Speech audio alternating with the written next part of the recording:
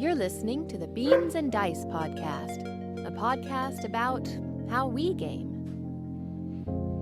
Hey, folks, welcome to the Thursday night Beans and Dice call-in show. I'm Carlos. I'm Rob. I'm Wayne. And we're a podcast about how we game and, more importantly, how you game. We really want to focus this episode on getting you to call in. We're trying to figure out how to make that happen more. Make the magic happen. You are the magic. Yep. We're just here to highlight, to help spotlight Facilitate. what you have going on. Exactly. Facilitate. Facilitators. Big words. Facilitators. So on that note, I'm going to open up the phone lines real early and right now. Right off the bat, 813-618-7099. Those are the digits. Call in. We've got the one phone line, as always. So if you call and it's busy and we're talking to somebody, that's why. So just wait till that caller's done and then hit us up. We want to hear what you've been up to, what you've been playing, what you've been hearing as far as news, board games, any kind of geeky goodness. Doesn't just have to be games. We talk TV shows, movies. We talk comic books, whatever you want to talk about. We're going to hit a few different topics tonight, but we'll just fill time until you call. So call in, 813-618-7099. And we'll start off with a phone call right off the bat. There you go. This is Beans and Dice Podcast. Hi, my friend. Hello. hello, State This your is name. Mitchell from Louisiana. Mitchell from Louisiana. Who's that? My man. Wow. I know. I've never called before. What is this? This is crazy. This is Long-time listener, first-time caller? First-time caller, yeah. Yeah, exactly. Lies. What is going on, my man? We haven't heard from you in a long time. Yeah. I've been really busy with theater stuff, and I still have another show open in about a month, but we don't Nice. have rehearsals on Thursday nights, so I'm calling in for the Perfect. first time in a while. Well Thank planned. you. Well planned. We appreciate it. We had given up your first spot to Ron, but Ron's I been guess- the first caller for most of the weeks. But I well, beat him then. you got a couple of months to catch up on. So I don't know Yeah. if you've been playing anything, but we'll just be quiet for about the next half hour and you just talk. Well, honestly, I haven't done a whole ton of gaming in this time for the same reason I haven't been doing a ton of calling in. That's what I'd It's guessed. been a little bit here and there. But no, I mean, in the last week or so with the New Year, I had a little, and the Christmas and time off, I had a little bit of spare time, and I have played a few games. I can maybe talk about one or two of them. Maybe one or two. Go ahead. Okay. Well, hey, has BJ talked to you guys about a game called The Great Split? I know the I saw pictures, I think. game, but yeah, I don't think he's been on to talk about it. Okay, well, it's a 2022 release. It's from Horrible Games. And so it's an I Split You Choose game, which is a mechanic I really like. But it's implemented in a super simple way. So pretty much it's a track game. You're pushing up different tracks, and it's super simple. I could teach this to anybody. Basically, you have a hand of cards, and you have this card that divides it into two hands. Sometimes it's an odd number, sometimes it's an even number. And wherever you divide it, you pass it to the person next to you, and they take the half in front of or behind the card. And then they give it back to you. So you have half of your hand and half of your hand that you took from someone else. And pretty much you just push up on the tracks corresponding to whatever cards you're left with. And so you really got to try to get into each other's head. It's like, well, I want this card, but if he's going to let me keep this card, I need to make the deal good for him on the other side of the split. Oh, yeah. But at the same time, if I make it too good, then I'm helping him That's too the much. hardest part So- about these I split you choose games. Yeah. That decision space is so rough. So yeah, it's BJ tried to describe it as a little bit like a tapestry. I didn't feel that so much, but there are tracks, and certain tracks will give you bonuses on other tracks. One of the main scoring mechanisms is like certain tracks are like multiply times other tracks, but then if you get this one track up but not the corresponding track up, then it's not really worth anything. So it's not just getting as high as you can get on all the tracks. It's about kind of finding those synergies. And I thought it was a really cool way to play one of those games. And a few people at the table hadn't played an I Split You Choose game before, and I thought it just made it super accessible. Nice. I like the look at this. I've been looking at this one actually for it hasn't been out very long. I say only a couple of months, I think. But I like cubes. I like tracks. I like the artwork in this. It's pretty bare, minimal. But I do like the little. I like cubes and then places to put those cubes yeah. and then In a bigger, signify the minimal- value of the cubes. Yeah. and specifying in a bare minimal environment. Exactly. All those things together sounds perfect. Didn't Yeah. the Dice Tower play Well, this not on the Winners Festival, but didn't they play it the summer? They played this in the summer. They one. have played it live. I don't remember which one Yeah. it was, but they did. Yep.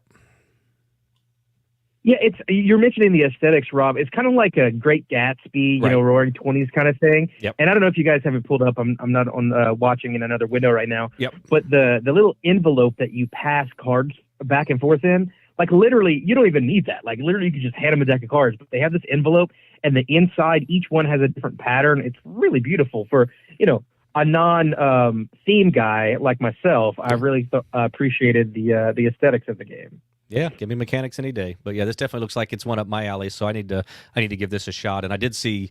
I don't know if BJ has played it live on his show yet on Board Game Gumbo, but I know I've seen pictures of it on his site. And I do have to say, when it comes to cube pushing, if I am going to push a cube on a track, these are the tracks that I would want to push them. I love that offset diamond-shaped almost cube track. You know what I'm talking about, Mitchell, You right? just take a cube and turn it 90 degrees, Yeah, right. 35 to 45 degrees. It makes it so It's much actually- better. It's funny that you mentioned that because our friend Jay Bell, designer of Spotlight, Yep. you guys got to play at Sobo. Oh, yeah. He works for Panda now, so he works in production, and he was looking at these boards. He's like, man, these boards must have been crazy to produce because I don't remember the number he said, but like if there's not a certain number of millimeters between different die cuts, like it can really get messed up. And he was like, man, they were really pushing it with this, but it worked out. Yeah, they're definitely, these dual layer boards look nice. Oh, there's that envelope you're talking about. That's got to add to the theme, the flavor of the game, the elegance that the cover demonstrates. Having that envelope to stuff your cards in and kind of pass them Yeah, and I know adds that to the theme. in the picture you have up now, guys. That blue card or dark black card, blue, I think, in the center. That's where the split is. So it's like you put one set of cards and you put the blue card in the other, and that's the split. So when you split That just it, looks pretty. they have to choose. Yeah, it's pretty cool. I remember watching this on the Dice Tower live, and it looked pretty interesting. Yeah, I'm a big fan of. I own New York Slice, I think it's called. Yeah, It's, you taught me that one. The, I like the that pizza, one. pizza one, and some people love it, some people hate it. It's just that mechanic that I'd like to see it in more games because, again, like Carlos said, I like the I split you choose. It's tough decisions. You I have a hate tough it because decision. I can't figure it out. Yeah, you have a tough decision on how to split, and then the other people have a tough decision on what to take. So if you're doing it right as the splitter, it makes tough decisions all the way around. Mitchell, how often when you split did you say, did the person who receives say, of course, that's the obvious choice, and then like make you rethink your whole life? So Jay was the person sitting to my left. He works in the industry. He's a big board gamer. So every time I'd pass it, he'd be like, "Oh, Mitchell." And so I had to sit there and think about, is he saying like, "Oh, Mitchell, you made this so good for me," or "Oh, Mitchell, that was a good move"? So I never knew. But I will say, I think probably most of the time I made the wrong decision because I think I came in dead last. So I think it was fairly close. We all beat 100, but that's the whole game right there. It's making the decision of where the split goes. On the other side, Connor was just to the right of me, and so I felt like he was always stacking one side really high. And I was always like, okay, I guess I'm going to take this. He's like, aha, you did what I wanted. And so what he was doing is he was making one side. Is Obi-Wan really over here, good, so Jedi he mind could- tricks? What does he think he's doing? So yeah, the thing that was bad for me, those cards were what he wanted. So I guess he had a better outlook on it. The thing is, you really only have to look at one person. Yeah, that's not true. But mostly look at one person. You mostly got to look at the person you're passing cards to, rather than who you're getting cards from. And I think that's the part that I would do better on the next time I played this game. I haven't played a ton of I Split You Choose games, but yeah, I think Carlos was the one who hit it nail on the head. He said elegant. That's how I would describe this game. Oh yeah. And it says it plays up to 7 players. Man, I didn't realize it went that big of a group. It says it's best at 3 or 5. Well, the thing is, like, if you had enough cards and envelopes, I don't see why this couldn't be infinitely scaling because it's pretty much simultaneous. You split your deck, you pass it, you pick it, you pass it back, and you move up the corresponding tracks. The only thing that could potentially slow it down is sometimes the card will give you options like move up this track or this track, but otherwise it's mostly simultaneous. So it was quick. I think it was like 45 minutes on the box, something like that. So that's always a plus. Yeah, it says 45 minutes, ages 8 and up, weight 2.0. So it's actually a little on the lighter side, not super light, but a little bit of a light game, it looks like. Horrible Guild is the like publisher. I said, Yeah, it's the same people as King's Dilemma. Okay. Yep. I've played that. Yeah. All right. What else you got for us? Have time for one other game? Yep. Bobby, we've been getting like 3 phone calls with the holidays, like max 3 phone calls a show. So take it. So the whole half hour is yours. Oh, great. Well, I guess, like I said, I've had very few gaming experiences lately, so I'll just continue along. After BJ taught us Great Split, he then taught us a game called First Ascent. I think it was a self-published game. It was a Kickstarter that came out this year. So I haven't heard of it anywhere else. It's a rock climbing game. Have you guys heard of this one? I had never. I'm looking. I know Dice Tower has been talking about a rock climbing game recently. I think Camilla, and I'm wondering if this is it. Although it doesn't look like it. Well, it was pretty cool. As soon as we got it out of the box, BJ saying, "What color do you want?" We're grabbing our little bag. Look at that first card. Huh? Look at that first card, Rob. You showed up. The character, the dirtbag. Oh, at the top there. What the heck? And it looks like Brian Laundrie driving the white van. White van. Yeah. Like, wow. Tell us about this game, Mitch.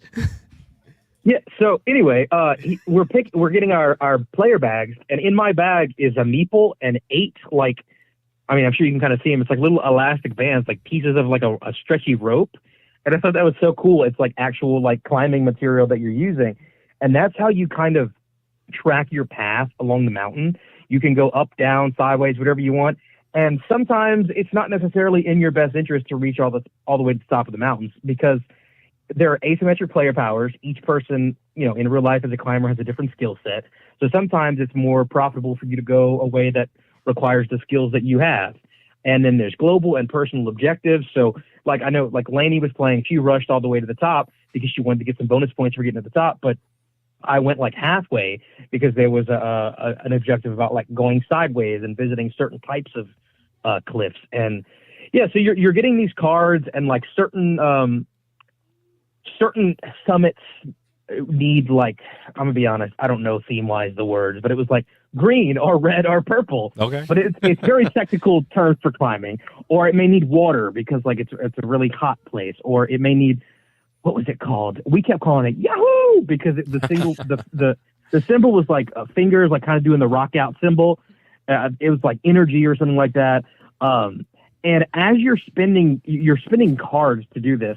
But if ever your cards have the same symbol, you got bonus points. And then if you use a certain amount of the same type of skill, then you get like a permanent one of those.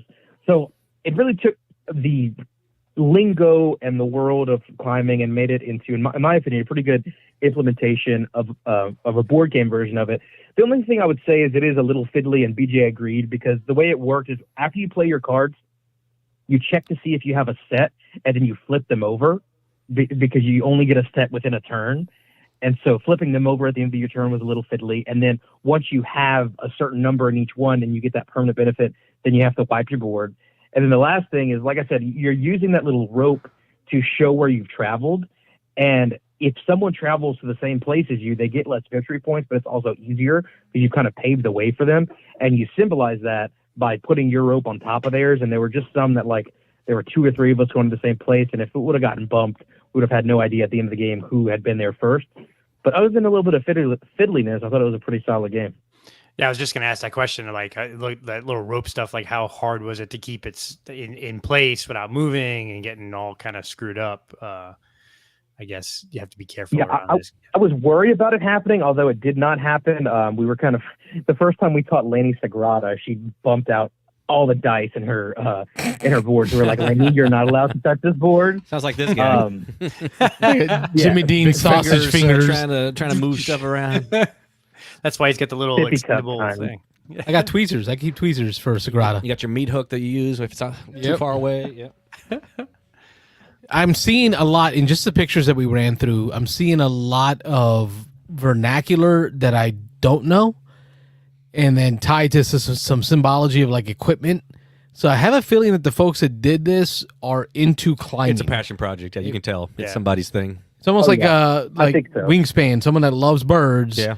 Connecting birds with a mechanism. Yep. But I think where you Right. get... And that's what I was saying, like, go ahead. No, you go, Mitch. No, you go. You go, Mitch.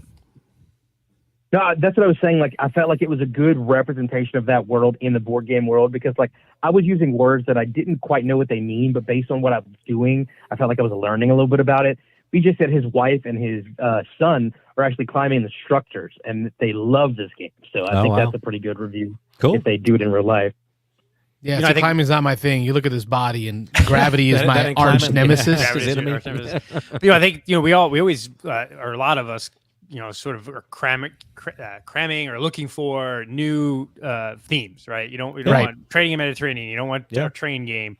But there's a fine line between introducing sort of a new, unique theme where you may be a subject expert, right, the creator, but then making it playable by the person who doesn't know anything about rock climbing or like. Right, so you got to be careful not to go too niche, because if you get too heavy and you get out of people's comfort zone where you're using a bunch of terminology that's not familiar and a bunch of, like Carlos said, symbology and stuff that's just not quick and easy to recognize. That's what Wingspan obviously nailed, is they made that almost a family weight game. Some people would say family weight game. I would say not. Yeah, it's kind of to me it's kind of one step up, but some people say it's that level, but yeah. But do you think, Mitchell, you said you didn't really know the terms, but based on the gameplay, you sort of figured it out. So you think that this is a game that would appeal to people who really aren't into rock climbing at all or climbing at all, or is it sort of you have to have a little bit of interest in the subject? Yeah, no, I have absolutely no interest in doing that. Heights are not my jam, and I enjoyed the game. So, yeah, I think so. Listen, Frodo and Sam did it. You can do it. All right. You can it was a clear path, all right? I can't carry you, but I can carry you. Wayne can be your golem. I can't carry it for you. Funny. All right, what's your guys? I think I might open the phone line here and let someone else call in. You only took 15 minutes of the show. We wanted you to take 30 of it. Like about 15. Yeah. I was just planning on sitting here and drinking. All I gotta say is, man, you gotta get. I mean, I know you got this theater stuff and you're busy, but we're several. More importantly, and I guess I'm gonna air this out there, like as if we're having a team meeting or something in front of everybody. Listen, Papa, you don't have to call in. You got the link. You can pop in and out anytime for any number of minutes. You could pop in, throw on your webcam, say hi for 5 minutes, say hi to the folks at home, tell us about what you've been playing, and then head out. You don't have to be here from start to end. So don't. Rob and I were just talking about this with my wife. We were playing Welcome To. Rob's trying to formalize, make sure everything's structured, and I'm like, listen, bro, I got no standard. You got to have some standards. I have no structure and no standards. Pop in and out as you see fit. I appreciate it. I kind of wanted to do the surprise call, but I think you guys will be seeing me around more often now. Okay. Other than the week of my show opening, I'm not having rehearsals on Thursdays anymore, so I should be good. I'm gonna throw it back to Wayne. I think Wayne was going to ask something else, but go ahead. No, I said we just got to get you back on the show, and we got to start that podcast up again. Podcast. That's what I figured you were going to say. Yeah. Well, we got to talk about podcast. I was going to ask you because I was thinking about you. Oh, go ahead. No, go. I was thinking about you because I was watching this Radlands channel I found, and they play Radlands over webcam. Yeah.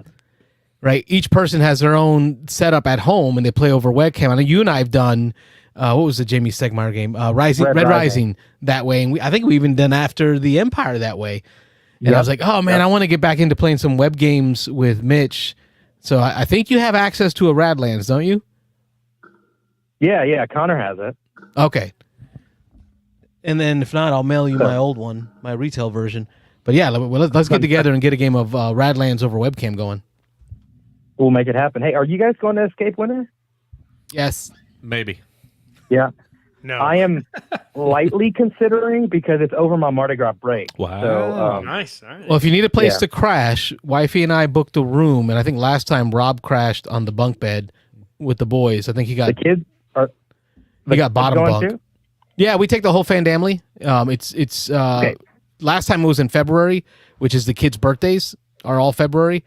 So the family can go do the Disney stuff for the birthday. So do you let us know if you're coming through? Appreciate it. Yeah, I was nothing set in stone right now. I just noticed it lined up with one of my breaks actually earlier today.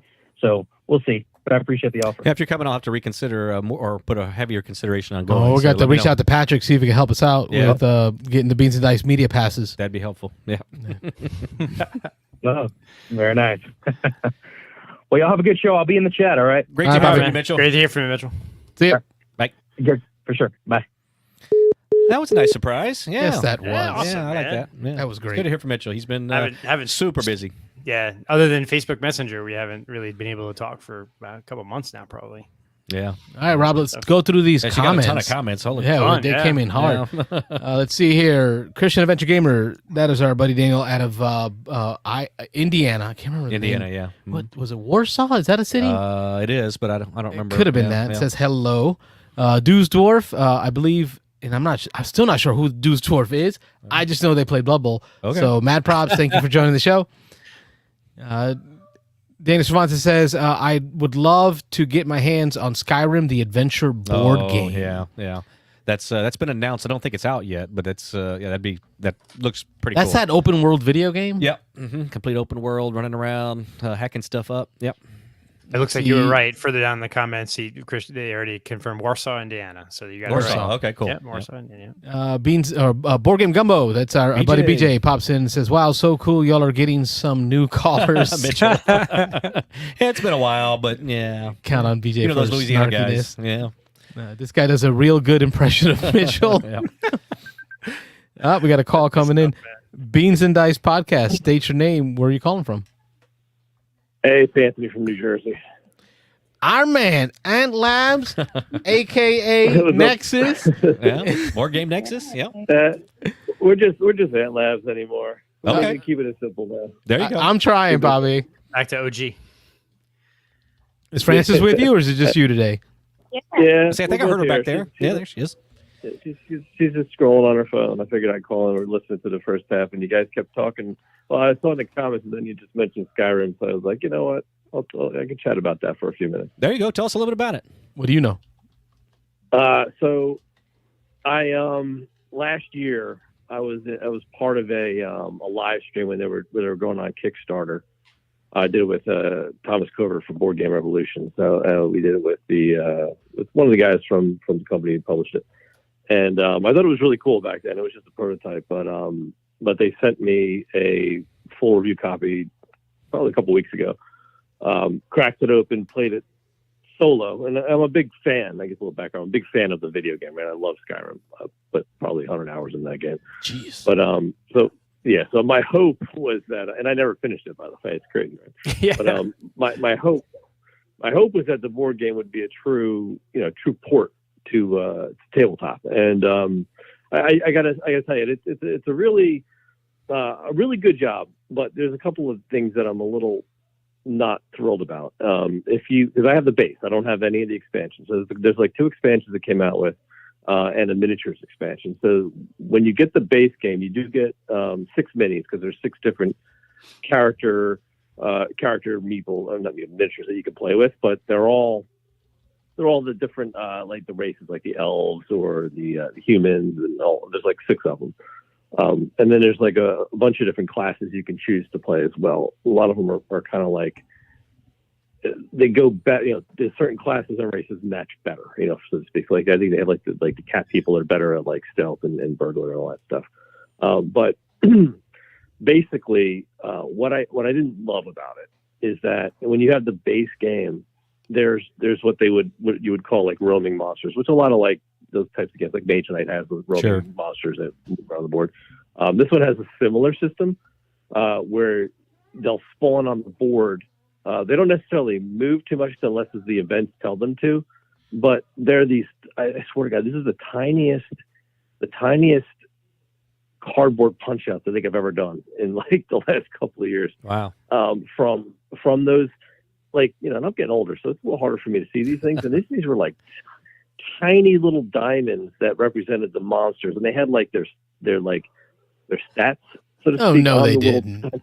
I swear, and they're like the size of your pinky nail. And so it's like when they go on this giant map, to put these little diamonds down, it's like I can't even see what this is supposed to be. See, and I thought Mansions of Madness did it wrong with their monster stat system. This is way worse than that. Yeah, no. Mansion, you're talking about like the latest version of Mansions. Yeah, with the slidey cardboard shits that go in under the minis. I found that hard to see what they were. Oh no, dude, that's like awesome comparison. It's like a This is billboard. like, yeah, that's seriously. That's like billboard. This is like microscopic, man. So I'm like, and you have like resources. There's like 3 different types of resources in the game. Like plants are one of them, but I swear again, they're like probably half the size of your pinky nail. That's how small these are. Wow. And they're double sided. One side is like represents 1, and you flip it over, it represents 3. So just like sort of managing that was a little bit cumbersome for like it just. And I like to be able to read what's on the board. Go gadget eyes. Yeah, like I'm not one that likes to stand up and hover over the table. So like that's kind of what I found challenging about the game. However, the game is simple in rules. The stories are interesting, but they're not like really colorful. You know what I mean? Like they're like 2 sentences every card you pull. You know what I mean? So it's not like you almost have to make up your own narrative in the game. But the art, the feel, it is Skyrim-esque. So again, this is me playing the tutorial and the first mission of the campaign. But I don't really think, aside from leveling and becoming a bit stronger, that there's going to be more meat in the story as I go further in. That's disappointing with such a big IP and such a popular game right now. People playing the obviously the video game. To hear that they didn't really dive deep into that and really blow out this production, because we're looking at pictures here on the BGG site. But that's disappointing. It's hard though. I mean, Skyrim is such a giant game, and it's so in depth, sort of with its story. Converting that to just a simple board, not a simple board game, but a board game, that's a tall task just to begin with, because the material in that game is so dense. Agreed. And Never I think played. There's so much material to take from the IP itself. Would it be enough really material in the IP to do like a Gloomhaven level of story? Is that what we're talking about? Because I've never played the game. Oh yeah, yeah. Oh, there could have been. Yeah, Skyrim itself. Yeah, like I said, I probably put in 100 hours in that game, and I didn't even do everything. Like there was so much more I still could have done. Yeah. It's just they're crazy. I'm at least 100. I'm similar, 100 hours in, and probably halfway done with the game. This could have been like a Pathfinder adventure card game where you could come out with additional modules on a regular basis to continue to grow it. Exactly, and it's got like this sort of you know how when you play sort of any type of cooperative game, you almost have like this Doom track where it has to get harder and harder. Mm-hmm. Yep. Because they don't want you to take your time adventuring too much. Like Journeys, Middle Earth. Yeah, Journeys to Middle Earth. Yep. That was harsh. Yep. Exactly. So this one has a kind of their own version of that system where you put these sort of like Doom tokens almost on top of all the towns. And as you because you have to place them either on your quest cards or on the global quest cards, and they can only hold so many. And if you fill them up, they fail. Or you put them on the towns, and each town has like 3 different slots to put them on. And as you put one on each of the towns, they suddenly become, you're not allowed to trade here anymore, or you can't enter, or like it's hostile. So it's like you almost end up closing the board down as the game goes on, unless you're dealing with that stuff. The only way to get rid of them is to pay gold. So it's like, I don't know. It just seems, I don't really like being rushed in an adventure game like that. Yeah, because you feel like you're going to miss stuff. But let me ask, did you see a good set of bones here? Right? The ability to provide those expansions later to give you that in-depth. Is there something there to build on later?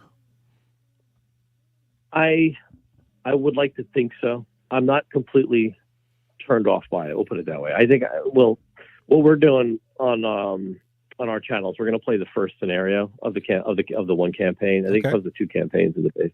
So we're going to play the first scenario, and then we're going to play the remainder of that campaign, on our Patreon, live for our patrons.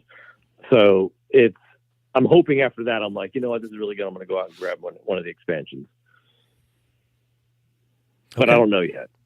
I'm not overly optimistic. We'll put it that way. After the couple hours I spent with it so far, our buddy, our content creator buddy, Dana Cervantes out of Indiana says, send a review copy his way. He loves love to show it on his channel. And then the more you talked, Anthony, his last comment was, "You're breaking his heart." Oh, but yeah, look, I wanted to love it too. Yeah. So, but don't. This is just my first impression. So don't you may think I'm crazy for saying what I'm saying, but it's just I will not deny the fact that those cardboard chits are the smallest I've ever seen, and no one should ever do that, because it's criminal in my opinion. I do Tell us like how you the really player feel. board. Here, on this beer bottle, show me where they hurt you. Hurt you? Yeah, I'm just more and more lately, I guess, as I sort of get like long in the tooth, if you will. I'm just being more candid about our feelings towards games. You know what I mean? I had a moment this past weekend, Anthony. I had my friends over for gaming, some of my longtime gaming friends, and I noticed every time like a new card got flipped out, like reader glasses were being popped out by everybody. And I'm like, I hit a level where the first thing all my friends do is push that card away from them to kind of look at it. Yeah. I'm joining that club, man. I have a couple of pairs that are floating around. I don't need them all the time, but for Skyriim, 1,000% you need it, because the font is really small on the card, and those cardboard chits are just, honestly, they're microscopic. Mr. G's in the chat asked, do they at least include a pair of tweezers in the box for you? Yeah, you know what? You could literally use tweezers to handle these.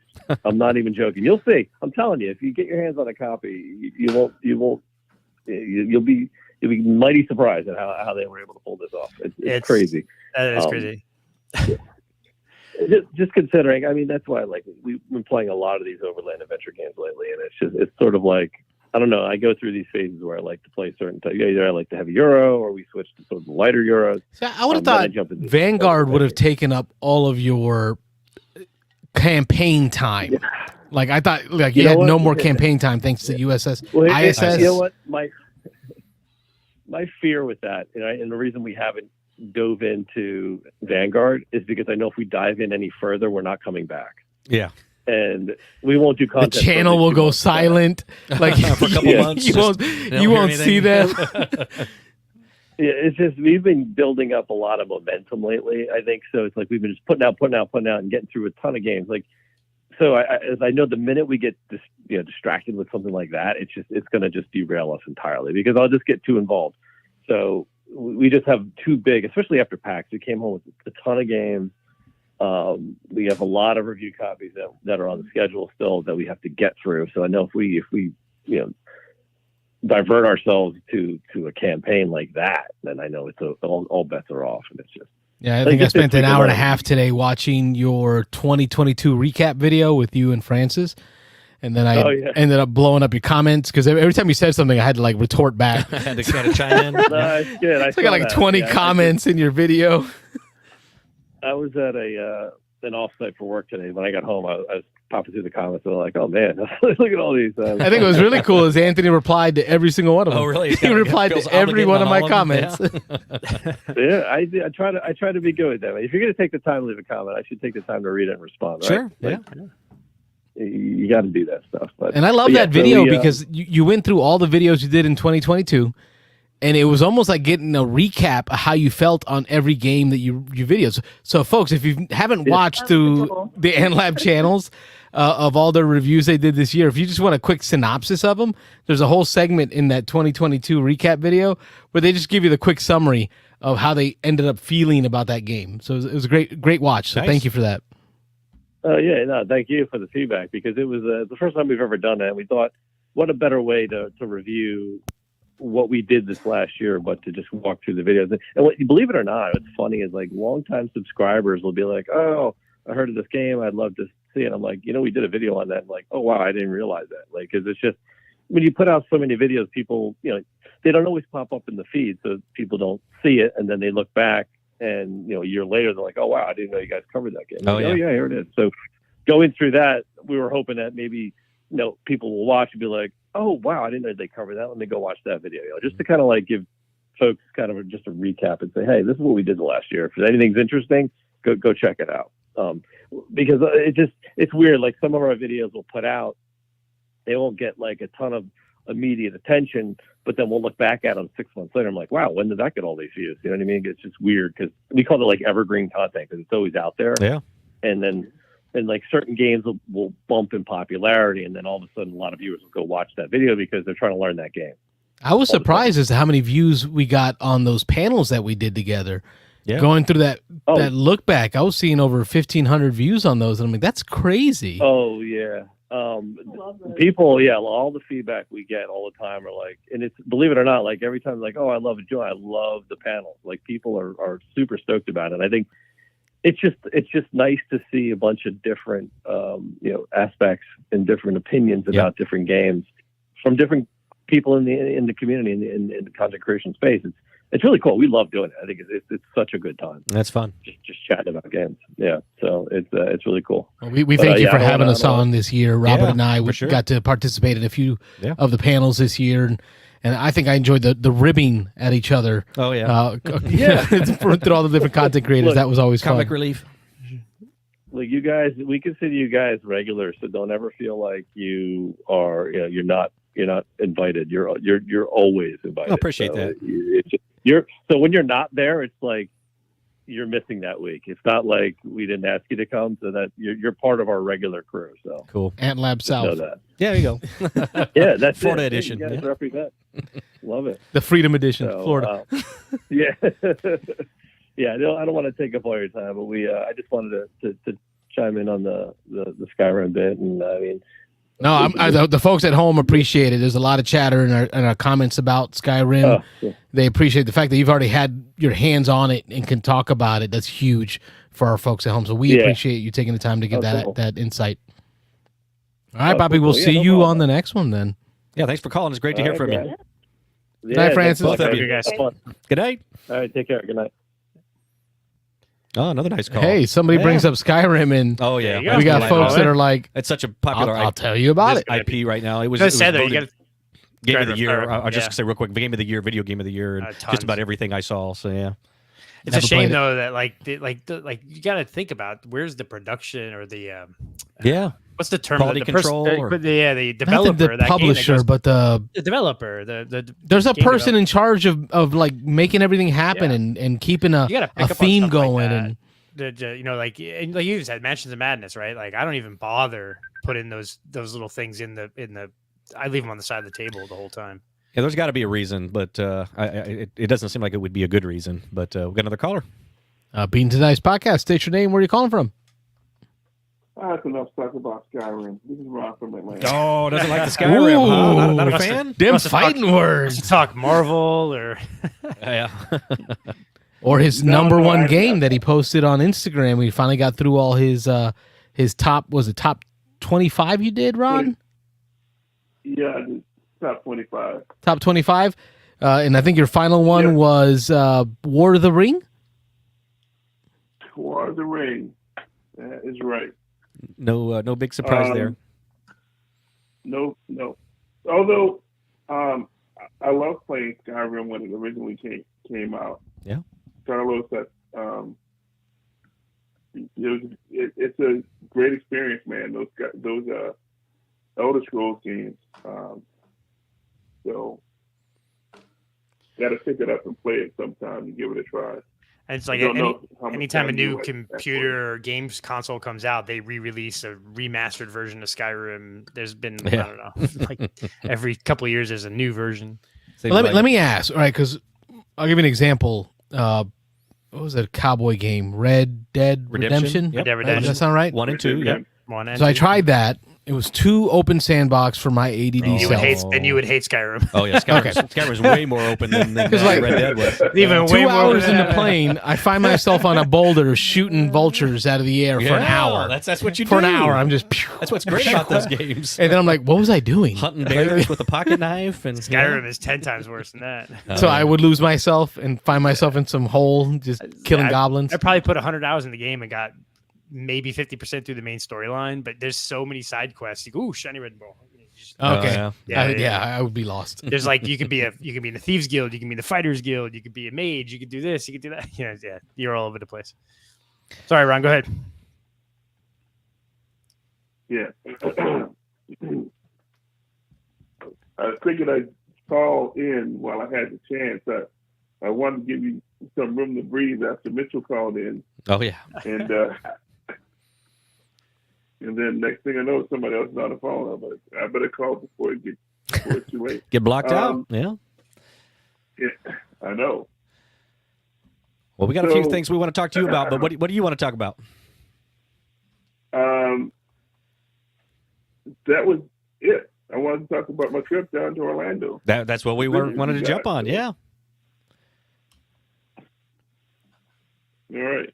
So, since this is your show, I'll let you set that up. All right. All right. So Friday, was it Friday? Last Friday? Was it last Friday? Yeah, last Friday. Yeah, last Friday. Ronaldo made the drive from Orlando all the way over to the Beans and Dice studio, so he got to see the studio in person and kind of see, how not organized I have this room. Just kind of thrown together. You never know, but yeah. But we got to enjoy some time playing some Outer Rim. We got some food. We got pizza in us. We had some snacks. Yeah. Ate and chat and played games the whole time. Good times, yeah. Ron taught us the expansion to Outer Rim, which I've had since it came out, but I haven't played it yet. So Ron set it all up, ran us through the teach, made sure Wayne was up to speed because Wayne has never played before. So it was a 4-player game of Outer Rim. I had a great time, but I forgot how long Outer Rim can go. Yeah. At 4 players, so which was unfortunate. Because we had plans to play more games that evening, but Ron had to drive back to Orlando, so we really only got that one game in. So, what were your thoughts of the trip to Studio B? Give away the secrets to the folks at home about what we got going on here. So, Carlos does a great job with the camera work because that space is smaller than it looks. Oh yeah, we're crammed in here. By adding multiple angles, it looks like the room is bigger than it really is. You do a fine job, and don't worry, people. Carlos's copy of Star Wars Outer Rim is more organized now than it was. Than it's ever been. The flack I got when you guys opened up the box and all the cards and everything are thrown around in the box. I wasn't here for that. Yeah, it was. We opened it up and it was just all thrown in. And you look over at Ron. And Ron just puts his head down. He's like, "I should have brought my copy." I don't even want to deal with this. Yeah. That's exactly what I said because that's what I was like. What is this? But you got that.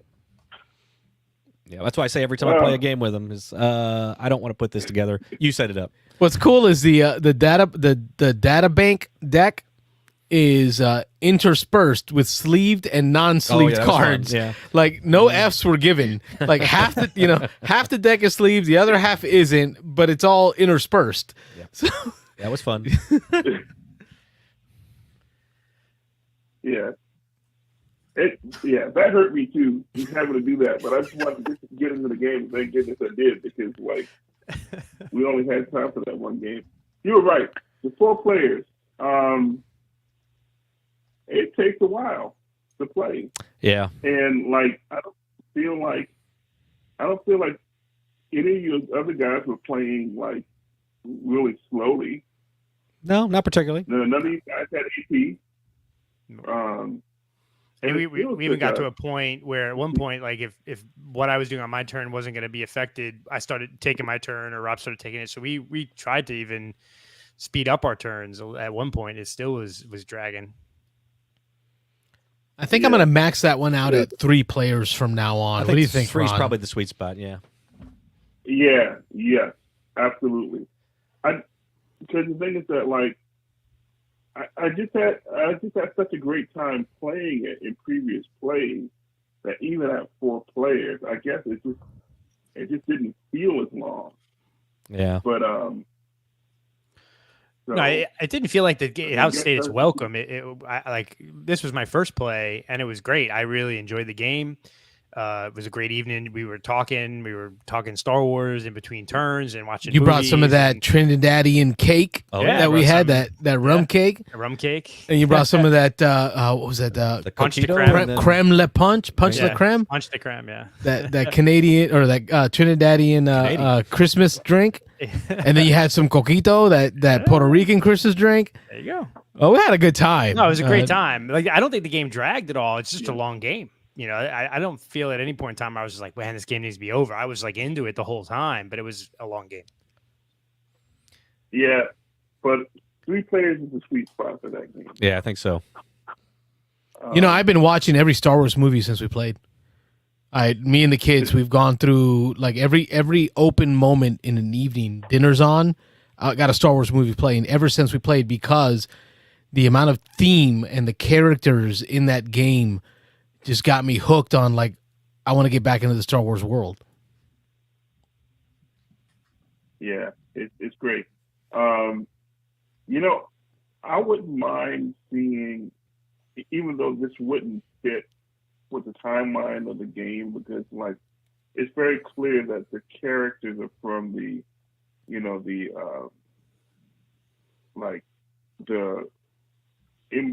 Imperial era, right? The Empire. But they're doing some stuff on the Disney Plus, like from the Mandalorian and so on and so forth. I wouldn't mind seeing some of those characters in an expansion, but they may or may not do that kind of. Well, yeah, Cad Bane is in that now, and I played Cad Bane and a couple of guys from those various things. Yeah, it was a good game. I tell you what, though. So what I had heard forever that this was sort of a Firefly replacement game, and that like this is Star Wars version of the Firefly game, but it plays quicker, right? It was always what people said. And I have the Firefly game and all the expansions, and that game could take 3-4 hours. Would you add all the expansions in, and it could take forever. This game was very similar in gameplay, but really no difference in time. maybe the lower player count would make it go faster, but even it was really fun though. I tell you what, I've thought about that game. I'm like, man, I was like one turn away from winning. Rob was one turn away from winning. Carlos was nowhere near. That's all right. Carlos was enjoying the experience. I was eating a Trinidadian cake, having some creme de punch. But it was a good game. Yeah. But that's what I love about these sandbox games like that, where you're just kind of doing your thing. Like, although you guys were really racing for the points, I was having fun running up and down trying to run my missions. Now, my missions just weren't worth as much, and I wasn't succeeding at the ones, but I wanted to fight stuff. That was my fault. Right? Yeah. I wanted to fight stuff, and apparently the person to your left has to roll for you, and Ron couldn't help but rolling all hits against me every time he got a nice slew of hits there. Was it 4 crits in one roll at one point? It was 3, I think, but yeah. We calculated the odds on that. So, folks, we'll warn you, for the folks at home, if you are looking to play Outer Rim, expect it to be like many of the other sandbox games, Western Legends, Merchants and Marauders. There's going to be a dice rolling system for combat, and it could really impact your progression. Yeah. Right. While others might succeed at missions or combats and seem like the game is easy mode, you might have just a bad series of rolls at the wrong time.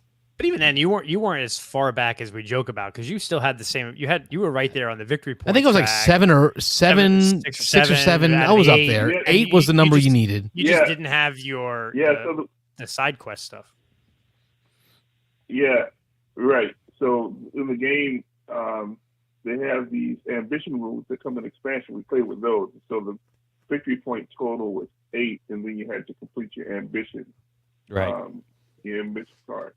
And so Wayne, Rob, and I all were at 8 and at various stages of completion on our ambition card. And Carlos was at 7. And he kind of joked about how he's far back behind, but like really. Yeah, it was close. Yeah. Once you have your engine built, it's easier to make progress. I think I was the last person to upgrade my ship, so it took me a while to buy a ship. I was still running with that starter spaceship. Wow. Well, and even your ambitions weren't that difficult compared to some of ours. But mine were lame, and that's why I wasn't doing them. So, like, I had the living legend. What they call it, Ron? Ambitions? Yeah, living legend. Ambitions, yeah. Ambitions is the name of the system, the mechanism in the game. And it gives you these 3 different goals that you need to complete, achievements you need to unlock before you can end the game. And mine were like, buy a homestead, right? Like pick a planet, spend 20,000 credits, and buy a homestead.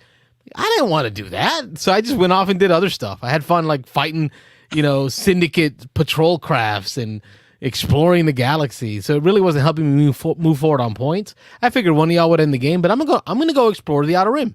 That's what I did. I had a blast exploring the Outer Rim. You're having fun. That's why you're not doing it right. I wasn't pushing cubes. I was having fun. Exactly. That was good though. Yeah. Well, thank you for teaching. Oh, you're welcome. I had a blast playing, and I've been wanting to play a bounty hunter ever since. Nice. There you go. Yeah. So I'm like next Carlos. time I I've been play, watching. which, I could eat. Sorry, Ron. Go ahead. Yeah. I was like, which I can go and do that. Just take my game out to the game store and play it solo, which it's a satisfying experience now with the expansion and the different AI decks, which we haven't. If you guys don't mind, I'd like to talk about the AI deck. We haven't played it solo yet. You have played a few times solo. The new game, the new expansion, added some changes to how the AI system works. For the folks at home that love solo, talk to them. Yeah. So the base game, the AI deck, basically is a pickup delivery system, and you got different perks based on which character it is, and but with the expansion, they had a bounty hunter focused AI deck, and that one I found more engaging because, well, every round it would go and look for a target, and then if it found a target, it would try to eliminate its target, and then sometimes if you're lucky enough, you or a crew member might be the target, and so it'll come chasing after you. It's really cool. So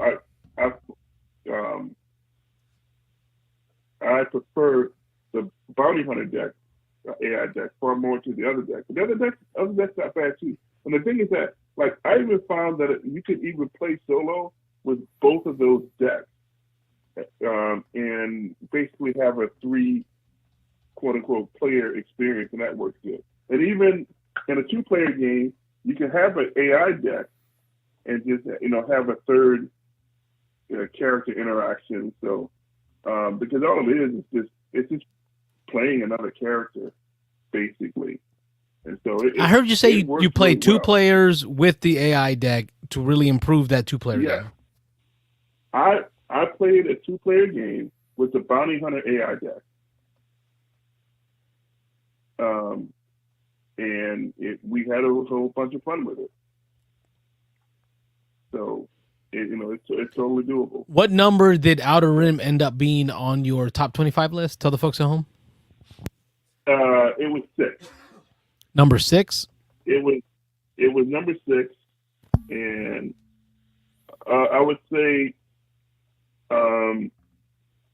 it was my second favorite sandbox game because I still have Western Legends above it. Okay. Because I like the interaction in Western Legends more. I think I agree. Yeah.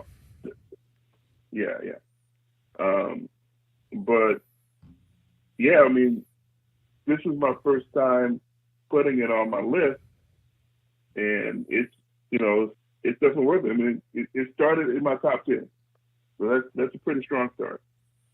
The games I have all above it are, I mean, they're all even more fantastic. War of the Ring, Marvel Champions, of course. Atlantis Rising, which we were going to play. I was going to bring that up. I was going to say I'm disappointed we didn't get to play, but we got to set that up sometime. But I got the game I wanted to play. Yeah. I bought the pizza, so I got to pick the first game. Okay. Right. Yes, that's right. Yeah. So games like that. So, I'm going to hang up, but before I hang up, there was a topic, Wayne, that you wanted to talk about, and so I'm going to hang up, and hopefully I'll hear you talk about that topic, because you might need to be less vague. We've been drinking. Throw it to him. Well, there were 2 topics. There were 2 topics actually. one that was about a specific board game comparison, another one about board game behavior. Yeah, I got you. I remember now. We talked about it in person. I remember that. Dune, yeah. Yes. Yeah. Wait, good memory there, Ron. Thank you for bringing that back. It's been a long week. It's been a long week. I've been looking forward to this discussion all week. All right, well, let's not disappoint. So once this call's over, Wayne, we got to get into that discussion. Yeah. I think, I'm sorry, right. Finish, Ron. All right, you guys take care. I'm going to hang up. All right, Ron. Thanks for calling, Ron. Great seeing you this week. Oh, yeah. Driving all the way to Tampa from Georgia Appreciate to visit us. That's huge, man. We really appreciate it. He was here for in other honor things of too, you, but yeah. for the folks at home, you can't see. I've got my. Somebody just spilled a beer, but we'll just blow right past that. I'm trying to show off my shirt here. Ron Talks Tabletop. I've got the shirt. That's all that matters. Everything else we can figure out later. We both done it on recording now, on video. But I can't see the beer spill here. At least when I you know. did it, Rob, Yeah. we saw This it. is all over the floor. He just knocked it on the floor, and it's still sitting down there. But No components were harmed in the there's an empty bottle. spillage of this beer. Good night, Ron. thanks, Ron. Good night. Take care. Well, let's throw it to Wayne then. I'm going to go grab some paper towels. Wayne, go ahead. Well, the first thing the last comment I would have about the Star Wars game is, Carlos, you hit the nail on the head a little bit about you've been watching Star Wars ever since. Like Right. I went back and rewatched Solo, and I started rewatching The Bad Batch, and I've watched 3 or 4 Star Wars things, and I'm like in my head, I'm like, man, I really want to play a Star Wars RPG again, and like things like that. So if a game for a week after we played has made me rethink about Star Wars and Star Wars games, I want to play Star Wars Rebellion now. I want to play a Star Wars RPG. That's a good sign the game was entertaining. It was long, but it was entertaining. That it did its job. It did what it was intended to do, which was immerse us into that Star Wars world. Wouldn't you say that, Nick Oben? I would. That sounds like a lot of fun. I love teams. Well, hello, caller. Thank you, Nick Oben, for calling in on this one lovely Thursday night. Yes, hello and happy Thursday, gentlemen. Happy New Year. How are you? We are swell. Yeah, you're busy too. I'll echo exactly what Ron said. I've been waiting for the opportunity to call in, and I was Ron beat me to the punch just before. I was just sitting here, but I'll get my turn one day. But I won't take up too much time because I know actually I really like this topic that Wayne was going to jump in. I am actually calling in. You hear the almost glee in my voice. Do you hear it? I'm really excited to be here. Woohoo! I am calling in to report that I have not played a in-person board game yet this year. Broke the streak. It's a new streak. Yeah, you can ask me. You can ask me what I've been playing, and I will say nothing. Nothing. Haven't played a damn game this year. Does it feel nice? Does it feel like you've lifted a weight off your shoulders? It really does. Yeah. We'll be sitting at dinner, and after dinner, instead of okay, what are we gonna do? Let's go. Which game? It's just oh, you want to watch a movie? Sure. Oh, that's a new thing. Completely new experience. 10 seasons of shows. It's been good. Yes, exactly. No, but it was great. We did the year. We did it every day in person for a year. Actually had a really big finish too. Joyce and I are about halfway through the Dunwich Legacy for Arkham Horror. Nice. How are you liking it? We a lot. It's awesome. We got to, so I don't want to give any spoilers. I won't talk anything Too about specific. the story, but there, any specifics. But I'll just say, I think I can say this, and it's fine. The train scenario. Yep. It's no big deal. There's a scenario where you're on a train. Yep. That's all. No spoilers. Instead of going to some other location. That is crazy. That was good. Yeah, that one's got some surprises in it. We did not do so well on that one, but yes, that one's a good one. So I'll throw it out this. We gave ourselves a mulligan because that one can. I know, it can be so brutal, and we literally failed in 8 minutes. We played for a round or two, but for those familiar with Arkham Horror. The timer of the game is Doom. Doom comes out normally at a steady pace, and there's a couple of cards that can accelerate Doom, and we had 3 instant fail draws out of the bag. There's that one token in the bag that is just you fail. Yeah. We had 3 of them. we had like 3 of those in our first 6 turns. Dope. And so we weren't shuffling the bag well enough. And then all of our encounter cards spammed Doom, and one of them was even this can trigger the advancement of the agenda. Normally, you don't reveal you have like a turn to prepare. Like even if you do trigger the threshold, Sure. it doesn't actually happen until the next turn, so you have another round to prepare. Not the case. So it was just like, okay, well, do you want to play that one again? kind of thing. I mean, because it was just silly. So we did give ourselves mulligan, but then we did better.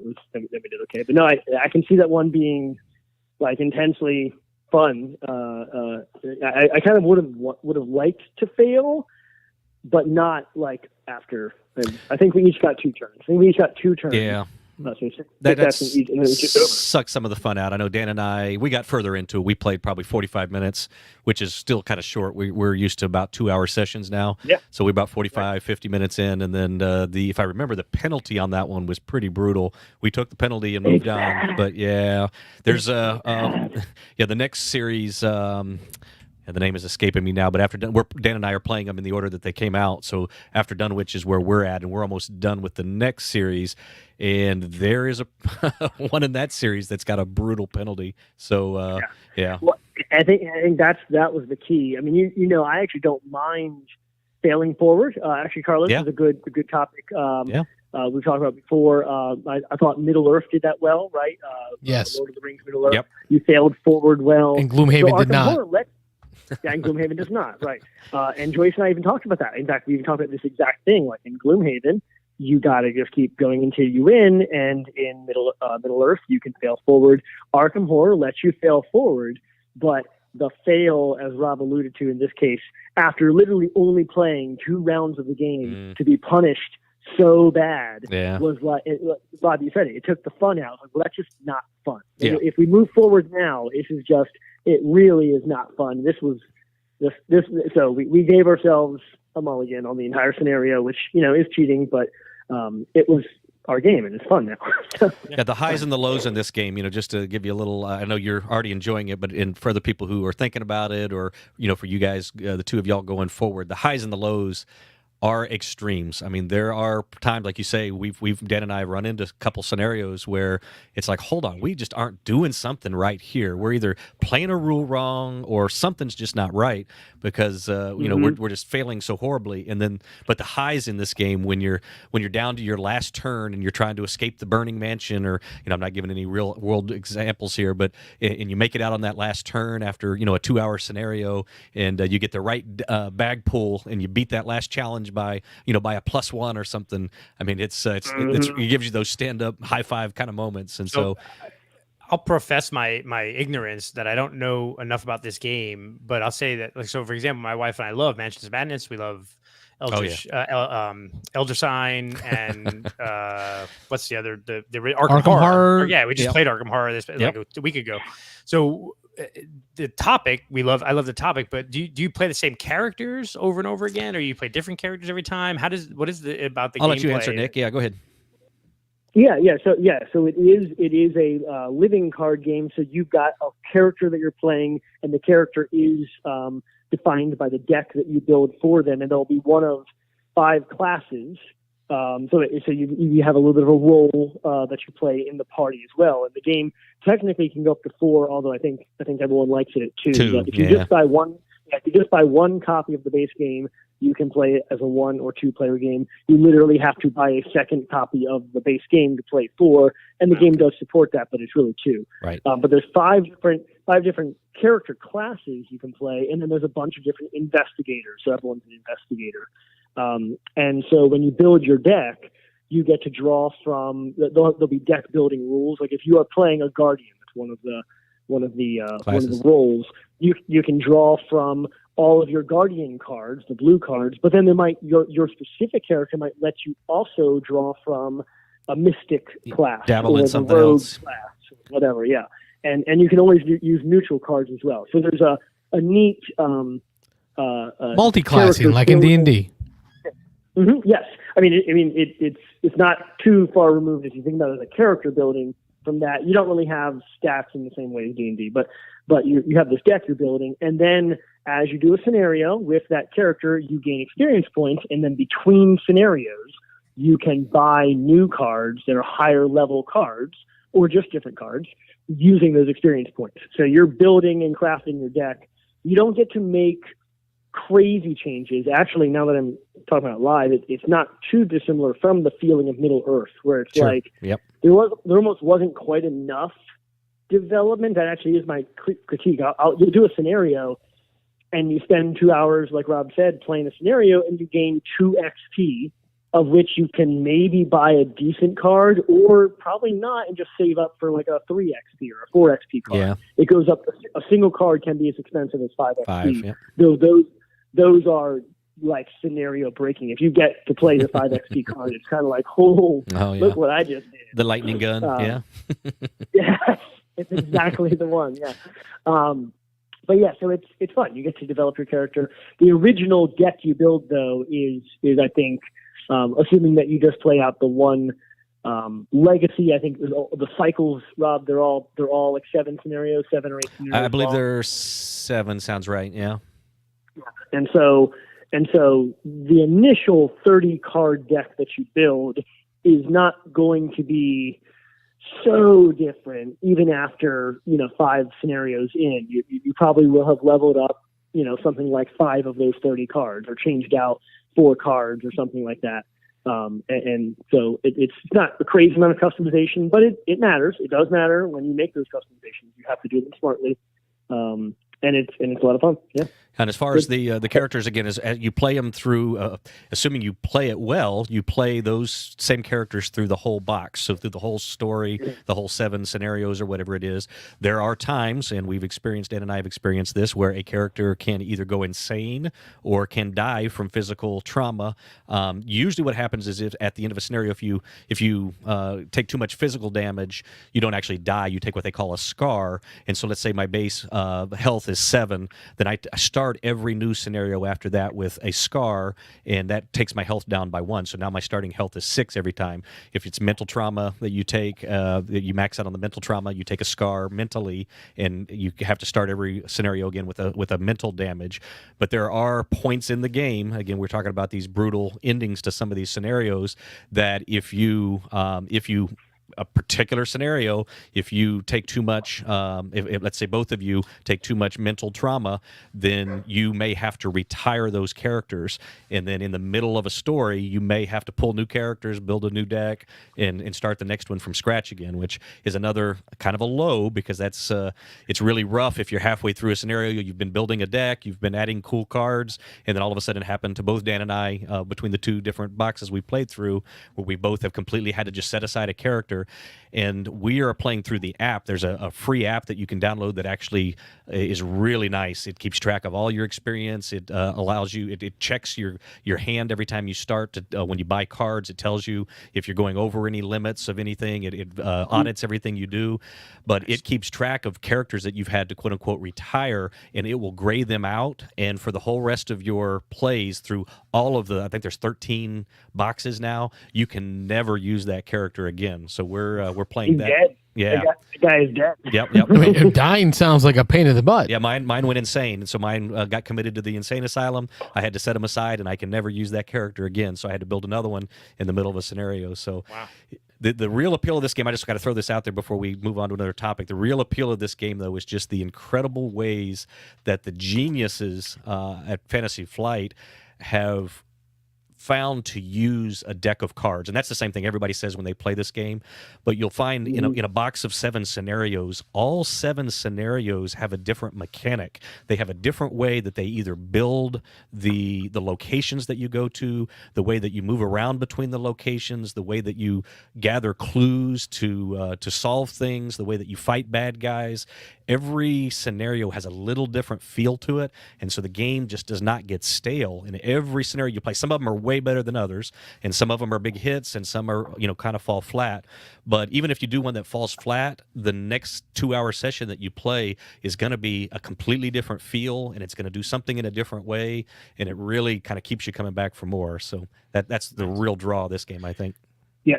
Yeah, I don't know if you got it up on the screen there. I walked away from my computer, but there is no board. To Rob's point, right. there's no board that you're playing on. The scenario itself is a deck of cards that you are told how to construct.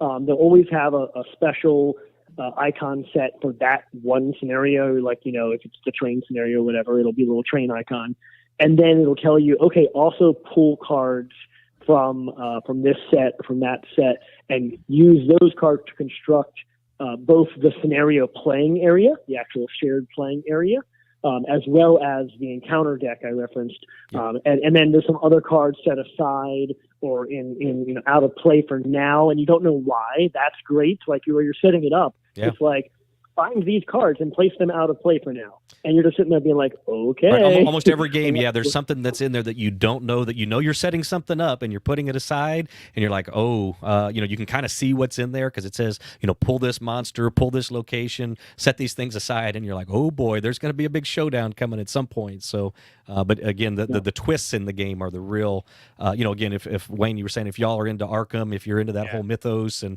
I mean, this for me, I've played Arkham, the board game, I've played Mansions of Madness.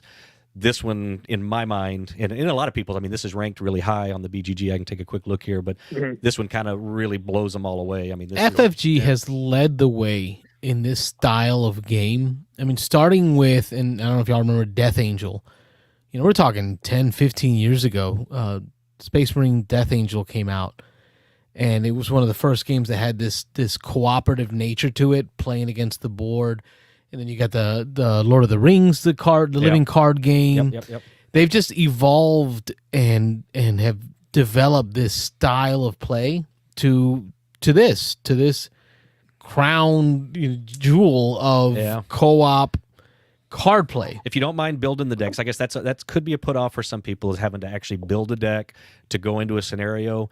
It really isn't that hard, and actually, Dan and I have found online there's so many people out there that are putting out, if you're playing this character and you have these cards, this deck, build this deck. So I mean, even if you don't want to build decks, you just go online and you can build decks or put together a deck that people have already put together. But this game's ranked 27 all time on BGG, nice. number 1 customizable game, number 11 thematic. So.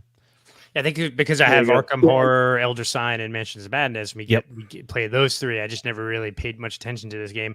Do you know? So I'm looking online. There's a revised one and an old regular one. Is there much of a difference between the revised? Do you know if there's a difference between revised and the original? Just because there's a huge price difference. There is not much. You may know. Go ahead, Nick. Well, I was just going to say, Wayne, if you're looking for maybe for yourself and Lee, I actually have. I was one of those guys that has 2 complete base copies. Cool. So, I could definitely let you borrow, because the base game comes with, I think it's 4 investigators. All the cards you're going to need to play through several scenarios, but it's actually not a full legacy. It's only 3 scenario kind of thing. Now, it's worth noting. And Rob and I have talked about this before, but 3 scenarios in the base game are not the best scenarios in that you'll play. Yeah. Right? They're actually quite challenging and less innovative. But they do a great job of teaching you the game and getting you in, and you definitely can have a great time. Joyce and I did really much. And on that note, I've actually seen people say that if you're starting this, do not play the 3 base scenarios, because there's one in there that is brutally hard, and it is even. I think I mentioned they have 13 expansions now. Each one of them has 7 scenarios. Some people have said one of the 3 in that base box is one of the probably top 5 hardest scenarios out of everything that's ever come out for Arkham.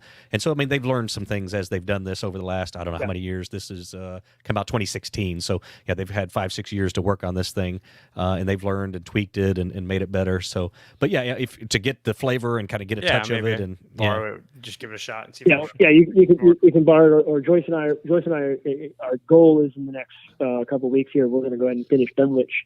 We kind of plowed through a couple scenarios at the end of the year there over the Christmas break, because needed to play a game anyways. But we'll finish it out, and then you could borrow a base set with Dunwich, because Dunwich is great. I mean, I haven't played anything more. Yep. The base game in now half of Dunwich, but it's very good. And then we have Path to Carcosa and several others as well. Carcosa is what we're playing now. Yep. That's what you're playing. Yeah. No, I think it's the next one that was released after Double. But yeah, Wayne, I can hook you up. No problem there. Cool. I'll borrow it and then I'll see if I like it. And Excellent. Cool. Good stuff. Good stuff. All right. Well, I think I got you well past 10 o'clock now. I can go back to talking about a little bit. Well, that's all right. No, good stuff. I hope you guys had a good New Year there. You too. I'll see you at a game day soon, I'm sure. Yeah, absolutely. I'm planning to be up at. I think I'm going to try to make it over to your turn tomorrow for our turn at your turn. I think they're calling it the first Friday. Oh, the first Friday. Yeah, first Friday. Yeah. Yeah. So I'm not sure. That's in the evening, I guess. Yeah. If anybody else is going to make it out to that, if not, we've got our game day at Armada coming up not this Saturday, but the following Saturday. Second Saturday. So hopefully we'll see lots of people out there. Yep, and then I haven't scheduled it yet, but I'll probably put together something else for the fourth Saturday, like we normally do. So absolutely. Wesley Chapel Group, absolutely. Awesome. Yeah, and definitely let me, awesome. Nick, when you do get that schedule, let me know, because we're starting to put events in our Discord server now. And so for those of you that are listening, we're starting to learn more about Discord and how to use it properly. We're expanding. So all of the events for Tampa Bay area, whether it's your turn or Armada or the Wesley Chapel game group or the Beans and Dice group, we're going to create an event in Discord so people can know when and where it is and respond that they're interested. So let me know and I'll get it out there. Awesome. That sounds good. Appreciate that. All right, guys. Have a wonderful evening. I'll talk to you again soon. Thanks for calling, Nick. We'll talk to you soon. Yep. All right. Bye. Cool. That's our buddy, Nick Oben. Absolutely. Good stuff. I stepped away for a moment, but did y'all get a chance to talk about whatever the thing was? No, we didn't. Nick called in. Do we want to kill the phones and chat, or do we want to keep them open? Well, we'll keep them open and see if people pop in. But go ahead. We were talking when Ron was down here. We were, yeah. So when Ron was down here, before we started playing the Star Wars game, we were Ron and I were both picking on you guys for playing Arnak wrong. Initially, for not liking the expansion, and even though you didn't play the rules right. But then it had popped in my head, and I made a comment, and you guys said, "Oh yeah, that makes sense." And I said, "Well, I love Arnak. You guys love Arnak. I love Dune. You guys love Dune. But we always argue on the show back and forth. Some of us are Arnak fans more than Dune or vice versa." And I said, I think the reason why I like Dune more is in all the plays of Arnak and Dune that I have more stories about the game Dune than I do Arnak. And I think that's where, when you talk about you play a game and then 5 years later, you're telling the story. Remember that time when Rob and I were tied going into the last round of Dune, and I played the card to win ties on money because I got 10 extra money or whatever. They have those unique stories that we're joking that span the test of time that go several years later. And I think for me, Dune does that, where I have stories now of playing Dune that are carrying on. Whereas Arnak, I enjoy my plays of Arnak. Yeah. And Mitchell, you got to go back and watch last week's show, man. You missed. Or call back in. But like all the calls, someone's calling in. But with Arnak, I don't have those stories. Beans and Dice Podcast. State your name, where you're calling from. Hey, it's Josh Balla out of Lafayette. What's up, y'all? Hey, speaking of stories, how you doing, Josh? Oh, I'm doing great. Happy New Year, y'all. Happy New Year. Happy New Year. What you got going on? Nothing much. I just, so I talked about Outer Rim earlier. Want to talk about, more games with spaceships. I had the chance to play Moonrakers recently. Oh, that's a fun one. Yeah, I'm looking forward to playing it again. Yeah. Are you big on the negotiation? I think you've said in the past you like negotiation. Oh, yeah. Oh, yeah. Yeah, I'm not normally. We've talked about Moonrakers once or twice before. I'm not normally a fan of negotiation in games, but that one did it in a way that I enjoyed, and so that's one of the very few negotiation games I'd say that I like.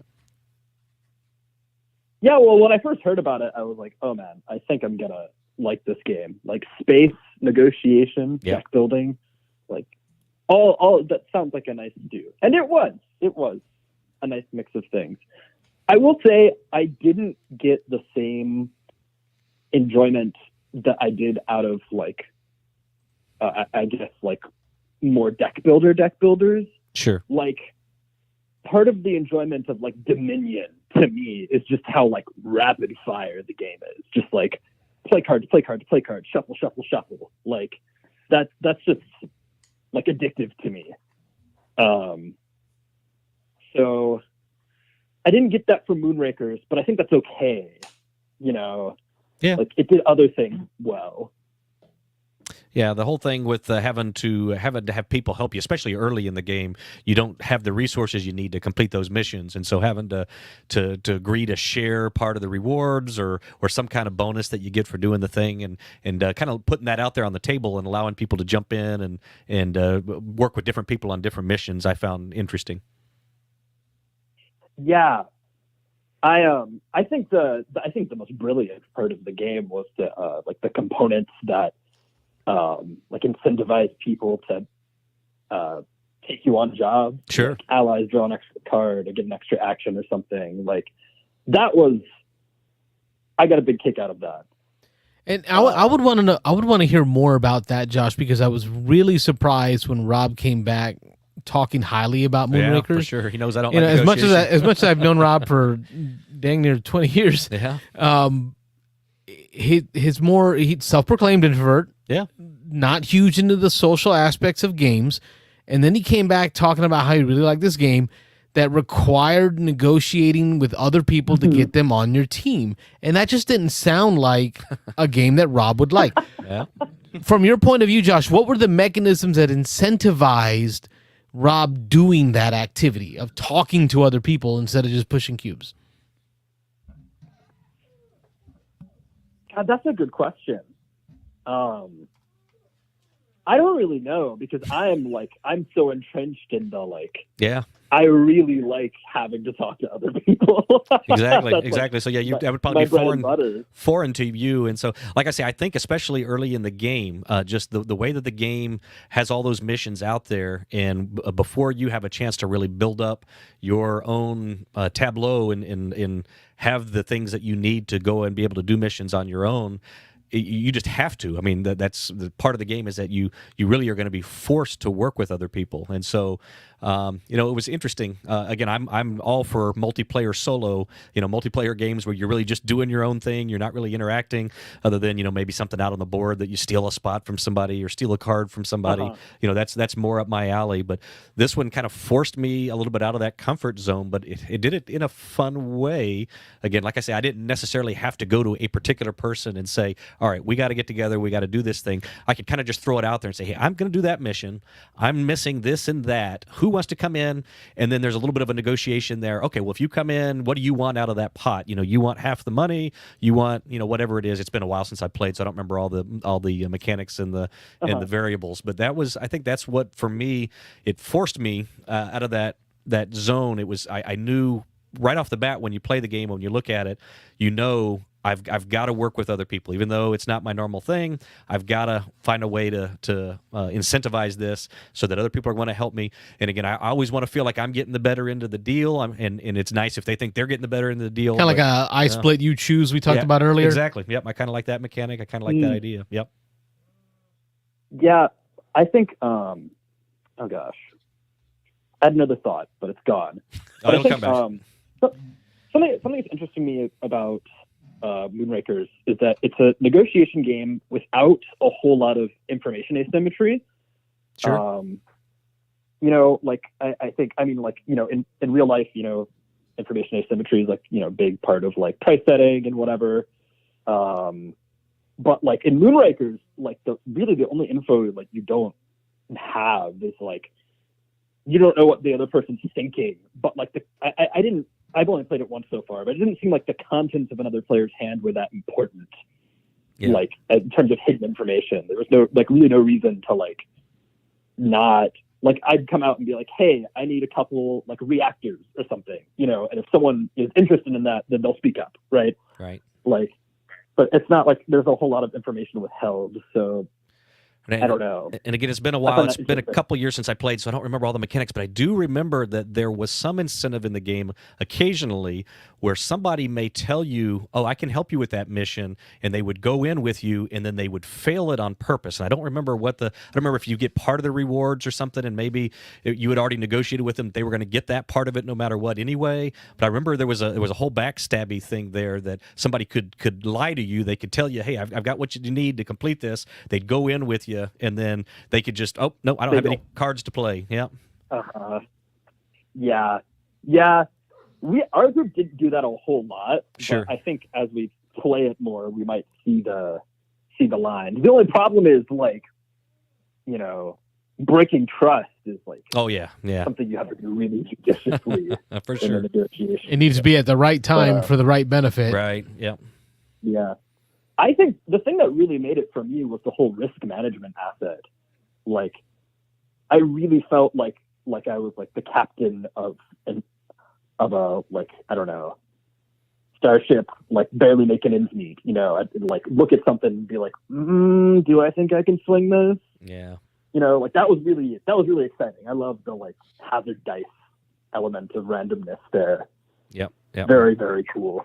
Yeah, it's a fun game, and I will just look at the pictures here. The one thing I will point out, the one drawback for a lot of people in the game, and this happened as it came out and people played it more, was as you can see if you have the pictures here, everybody's playing on an open track to get to 10 points, and so there is a gang up on the leader kind of thing in this Munchkin. game. Yeah, when somebody jumps out and has a lead, nobody wants to work with them anymore unless they think they're really getting the cherry end of the deal on trying to help them complete that mission. But there is I remember that the couple times I've played this, the person who jumps out to the lead, everybody kind of turns against them, and like you said, there's so much open information. Everybody knows kind of what's out there.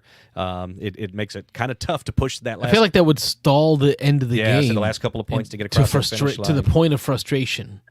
It can, and I've heard the expansion. One of the expansions, there's a couple expansions to this out. One of the expansions supposedly did something that helped that, and I haven't played that yet.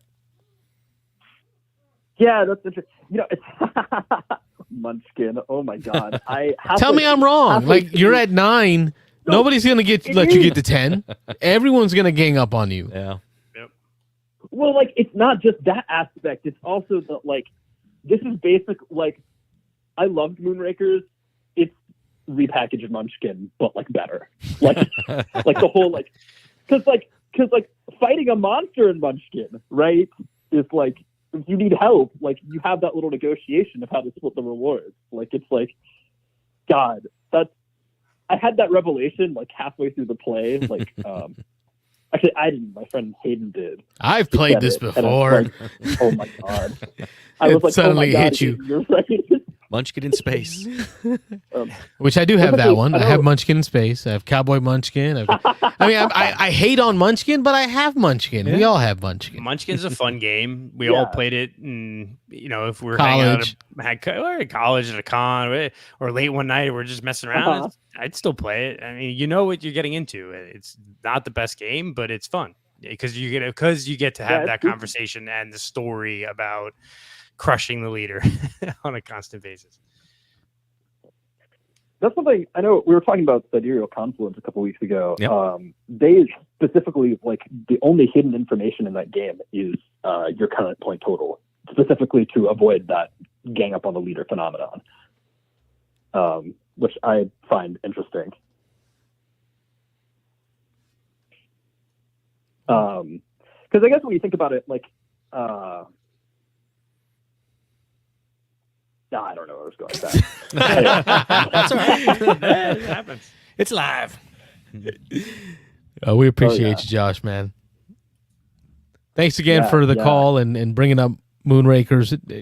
Very few people have talked about it, but it stands out for me as a game that I've never played, but I feel like I remember it well because it's the antithesis. That word. Yep, that one. English is not my first language. Trademark beans and dice.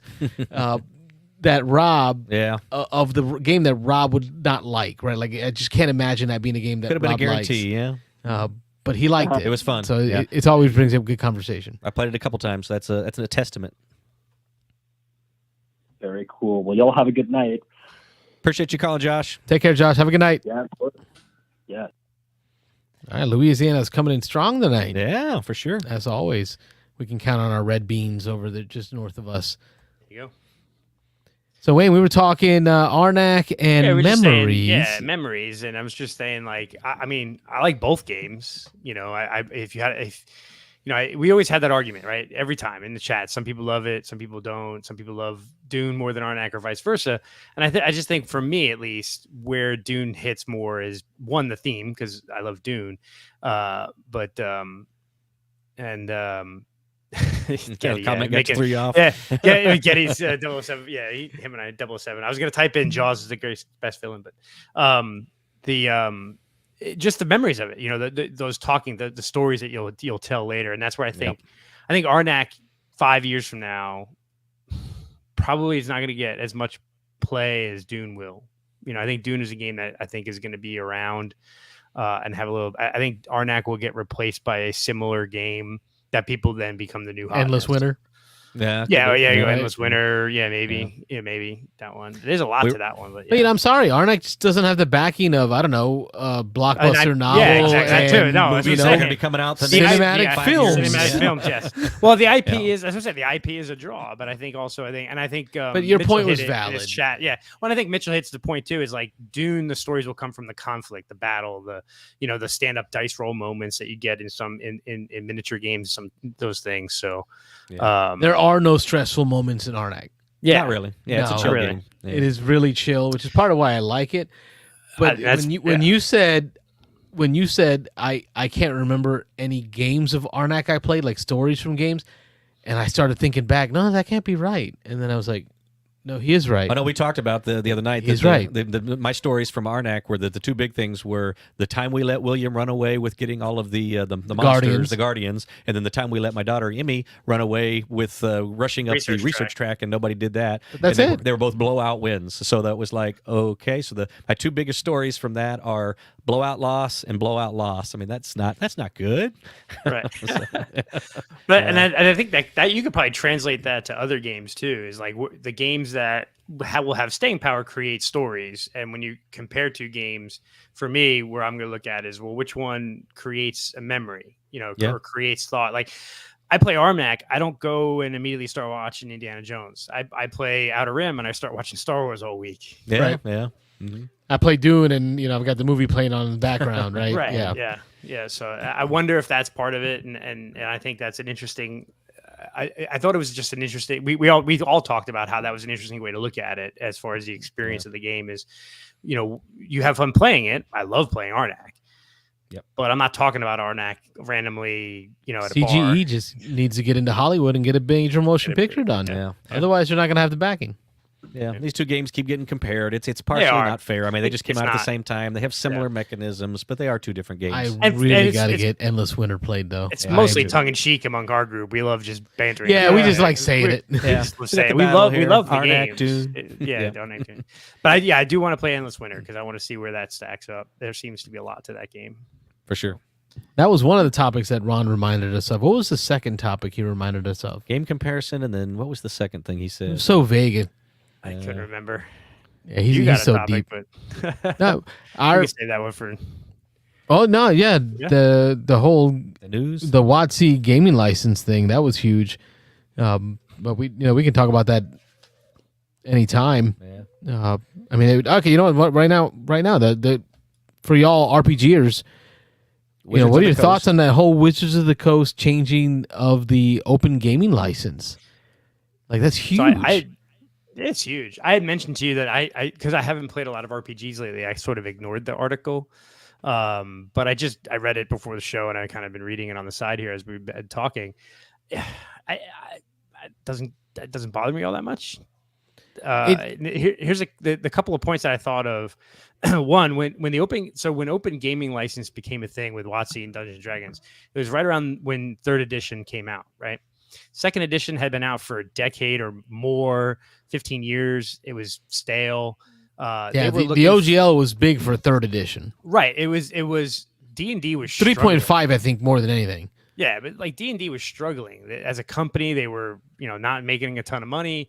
There were all these You had 7C and Deadlands and Werewolf and all these other games that were taking gamers away from D&D, and it wasn't popular. So the open gaming license was a way to easily have content created that was entertaining, that brought people back to role playing. Well, now you got Critical Role, and you got streamers, and you got D&D has never been bigger. Yeah, this was pretty much like pre-modern internet. Like we had internet, but we didn't have the internet like we have it today. where you can just find somebody's homebrew of a campaign world and just download it, print it, do your thing. The OGL, so the Open Gaming License, what it was for folks at home, when Wizards of the Coast created 3rd edition and 3.5, they had this agreement that said you're allowed to use our base bones system and add it to any theme or thing you want to do. So as an example, back here on this bookshelf, I've got D&D Modern, right? So that was a Wizards of the Coast D20 system. But I also have back there a unpublished or a unlicensed OGL, Open Gaming License system for the Afghanistan War. It was set in Afghanistan, and you played one of the warriors fighting in the Afghanistan wars, right? So these companies were coming out with different settings using the bare bones D20 system from Wizards of the Coast. So, like, they didn't have to create a RPG system. Sure. Yeah. Anybody could do it at any time. You didn't have to tell WotC. You just had to put a disclaimer on your product. That stamp it OGL and this is being used by OGL. Yeah. That's changed now. I'm looking over here. I've got a Dresden Files board RPG, Spycraft, Stargate, even Star None Wars. of those are WotC's games. No, they're all different. Okay. But they based on use the D20 system. D20 system, yeah. But then It's like the biggest part of loaning it- out your rule set. Sure. Yeah. And it's not just, so that's what Ron's got. It's not just D&D styles, but a lot of the OGL was D&D compatible things. That's a lot of it. And I think, so WotC needed it, right? They don't need it anymore. They're the cash cow. They're the highest, biggest dog. They're making money hand over fist. So they want more control over their product again, But the OGL goes farther than that, right? So the changes to the OGL now, the Open Gaming License, I keep saying OGL, has to do with dictating when WotC will step in to ask for money that you've earned from your product using that Open Gaming License. Correct. And it's very vague. It has some kind of hard lines, like $750,000 or more. So, I read it. So I read that while we were talking here. So it's if your company makes more than $750,000 a year in the product that is using OGL or content. So like Critical Role, just using D&D in your content triggers that OGL finance. I don't know, because in their own thing, they specifically mention company, and they say less than 20 companies will be affected by that change. And Critical Role is going to be one of them because their content. Critical Role has but Critical Role has an agreement with WotC itself. Like they're not going to trust that. First of all, they make millions. Like 25 million a quarter from Twitch alone. But now they got to give 25% of that to WotC? I don't think that's going to be included in it. I don't think because it's content. That's my understanding based on the videos that I've watched regarding the OGL, that it isn't limited to just people who make settings or expansions or supplements for D&D. It's people who use D&D as the main part of their content creation. Mm-hmm. Okay. Right? So like a Critical Role could be impacted, and they do a Kickstarter. Ron is saying that Critical Role is included in that, so that'll be right. See, I think that's where they're like gamers like us. Now we're not going to make 750,000, so they're not going to come after. But they also have a disclaimer in there that says, or if you've been substantially successful. Right, so 750 is like the right. Yeah, what does that mean? Who decides when a channel is substantially successful enough that WotC can come in and say, "Give me 25% of what you make"? So I'll need to read deeper into that because I don't see that working, right? Because the reason why D&D is popular right now is Critical Role, right? Let's be honest, like they get 75,000 people watching. But who's running WotC now? It isn't a gamer. It's someone who came from the business world, from Microsoft. I think she ran Microsoft at one point, and now she's running WotC. They're looking to, like you said, take control of their product, financially take control, and get a chunk of what people are paying for. You're gonna see that though, because like then it's getting it. I can understand publishing, right? If I publish a book that's D&D based, that's whatever. They're gonna ask, but if I'm just on Twitch streaming and I'm a GM, like, and if it's D&D, they get the right to use anything you publish, right, without your consent. It's in the writing now. Yeah. It says WotC gets the right to use any content created by the OGL user. You have no rights to stop WotC from using it in any way they choose. So that'll be interesting because creative licensing, and then you're going to get into Critical Role, for example. Those people are all staged, they're all actors with their SAG cards, and they can say that this is. And now WotC's got total control of how that video film is used. Yeah, that's not going to happen. You see what I'm saying? Like this OGL thing this is a bigger change than people think. They just think, they just tightened up the OGL. That doesn't sound too. No, they're putting their hands and fingers in every pot. It's not gonna fly very far. Yeah, it's. I just don't see that flying with specifically, with Critical Role or content creators. I can see publishers. But if I own the system, like Paizo, who's using D&D for 3.5 Pathfinder, they can say, hey, and it's the first 750,000 they're not taxing, and then after that it's 25%, right? So if you make $750,001, you owe WotC 25 cents. I can see them going to a Paizo and saying, you got to pay us a cut of the money you're making for the product. But they're not going to go after hardcore. Like, yes, it's millions because Critical Role does make like $100 million a year, but that's honestly, tell me why D&D is popular right now. D&D 5th edition is a better edition than 4th, right? And it's got the marketing, the Twitch streaming. It's not just Critical Role. There's a million people streaming D&D on Twitch. That stuff is what's made it popular. And if they start screwing with that, they're going to screw their own popularity. Yeah, but if it's a business and not a gamer running this decision, I can see. And that person won't last I can long. see like a Critical Role saying, you know what? Let's do our next game session using, I don't know, the Fate system. Yeah, let's go with a different system next week.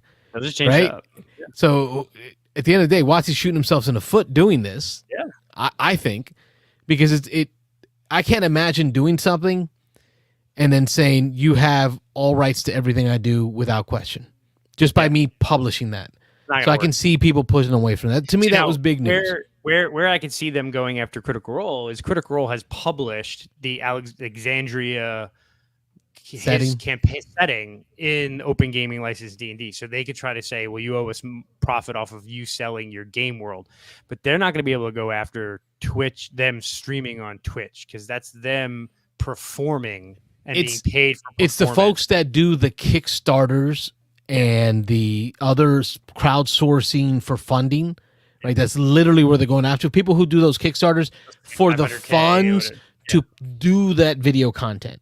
Right, so they talked about like Patreon not being a place that they're going to go after. If you have a Patreon that supports your video channel that does maybe D&D streaming, I think they're going to go after the Kickstarters that sell product. No, not just product, but support for like the Dice Tower does a Kickstarter to support their annual. Yeah, right. If I do a D&D channel and I put it on Kickstarter to get my people's support to run that year, if it hits 750K.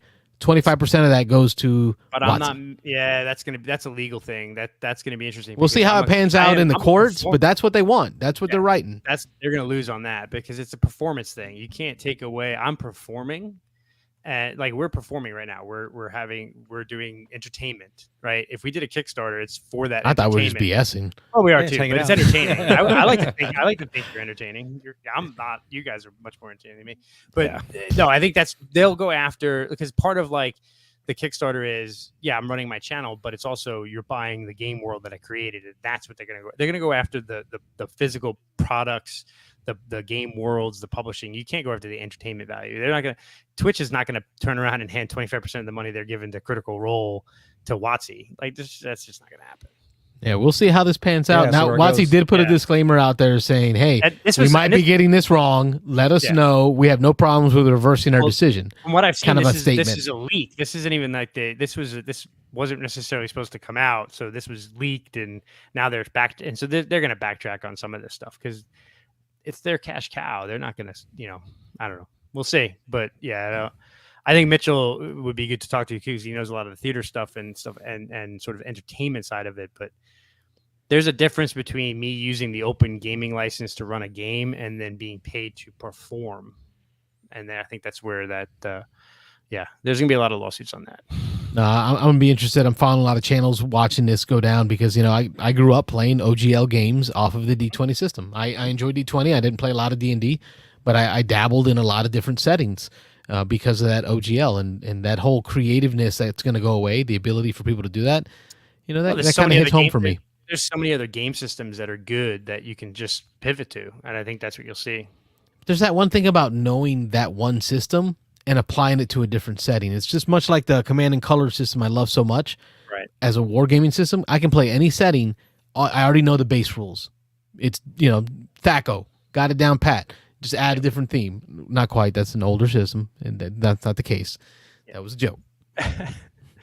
Yeah, I'm gonna now that you've piqued my interest on the topic, I got to go out and do some research. Yeah, because I would have never thought that they might go after like Critical Role, because that's crazy. But that's who made the most money off of them. Yeah, who made the most money off of D&D?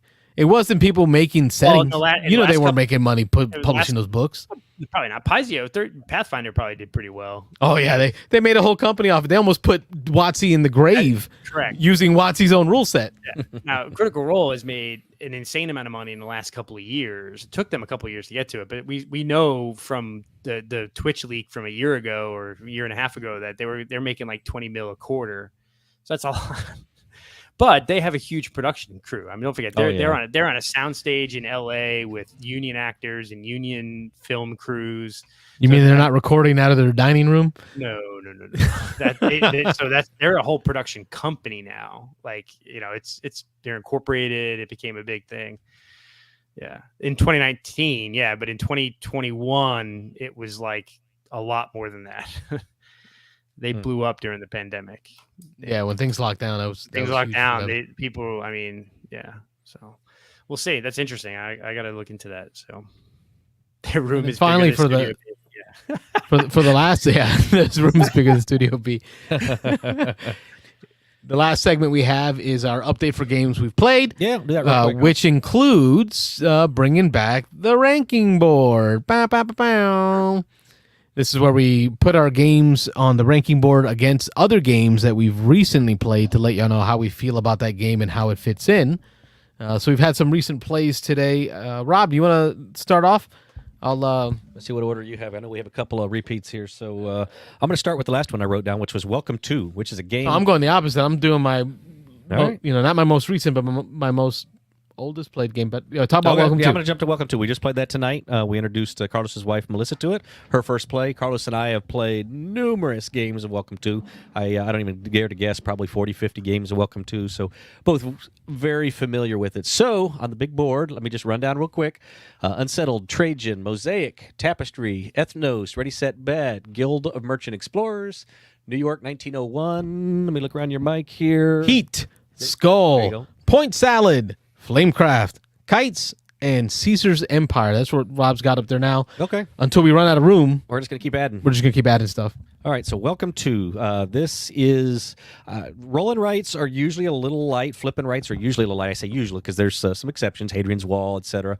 But so for me, usually aren't the biggest hits. I enjoy playing them. I like the fillers in between some heavier games that I prefer. But Welcome To is one that it's just, we've introduced so many people to gaming in general with Welcome To. We've played Welcome To on during the beginning of COVID. We streamed games of Carlos and I playing this, and so that others can play along, can play at home asymmetrically. This game is just so welcoming to so many different groups of people and whatever. I'm going to put this wow. higher than probably a lot of those other lighter games. And you know what? I'm definitely going to put this above Ready, Set, Bet because I really haven't had any or many games of Welcome To fall flat. I've had one or two Ready, Set, Bet that didn't turn out well. But whether it's 2 people or 4 people or 15 people playing Welcome To, this goes up there. Now, Ethnos is where I start getting a little tricky because Ethnos is a game I love. I'm temporarily going to put this above Ethnos, below Tapestry. But that could change. I got to think that through. So we're doing a lot of this kind of on the fly. We wrote these down right before the show tonight. So I'm going to put Welcome To right there, below Tapestry, above Ethnos. That's the top quarter there for you. That's pretty high, man. That's a good pick. That's a good game. I also did play Welcome To with Rob. Thank you for coming over and playing. Yeah. I enjoy Welcome To as a very chillax game. Right about now, if I had to pick a game to play, I'd probably want to play it more than Marvel United. but I might want to play.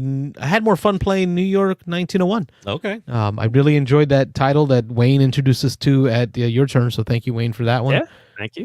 So that Welcome to is chill. Yeah, I like. for sure. I welcome. I'm with Rob. I think a little bit more. I don't have a list.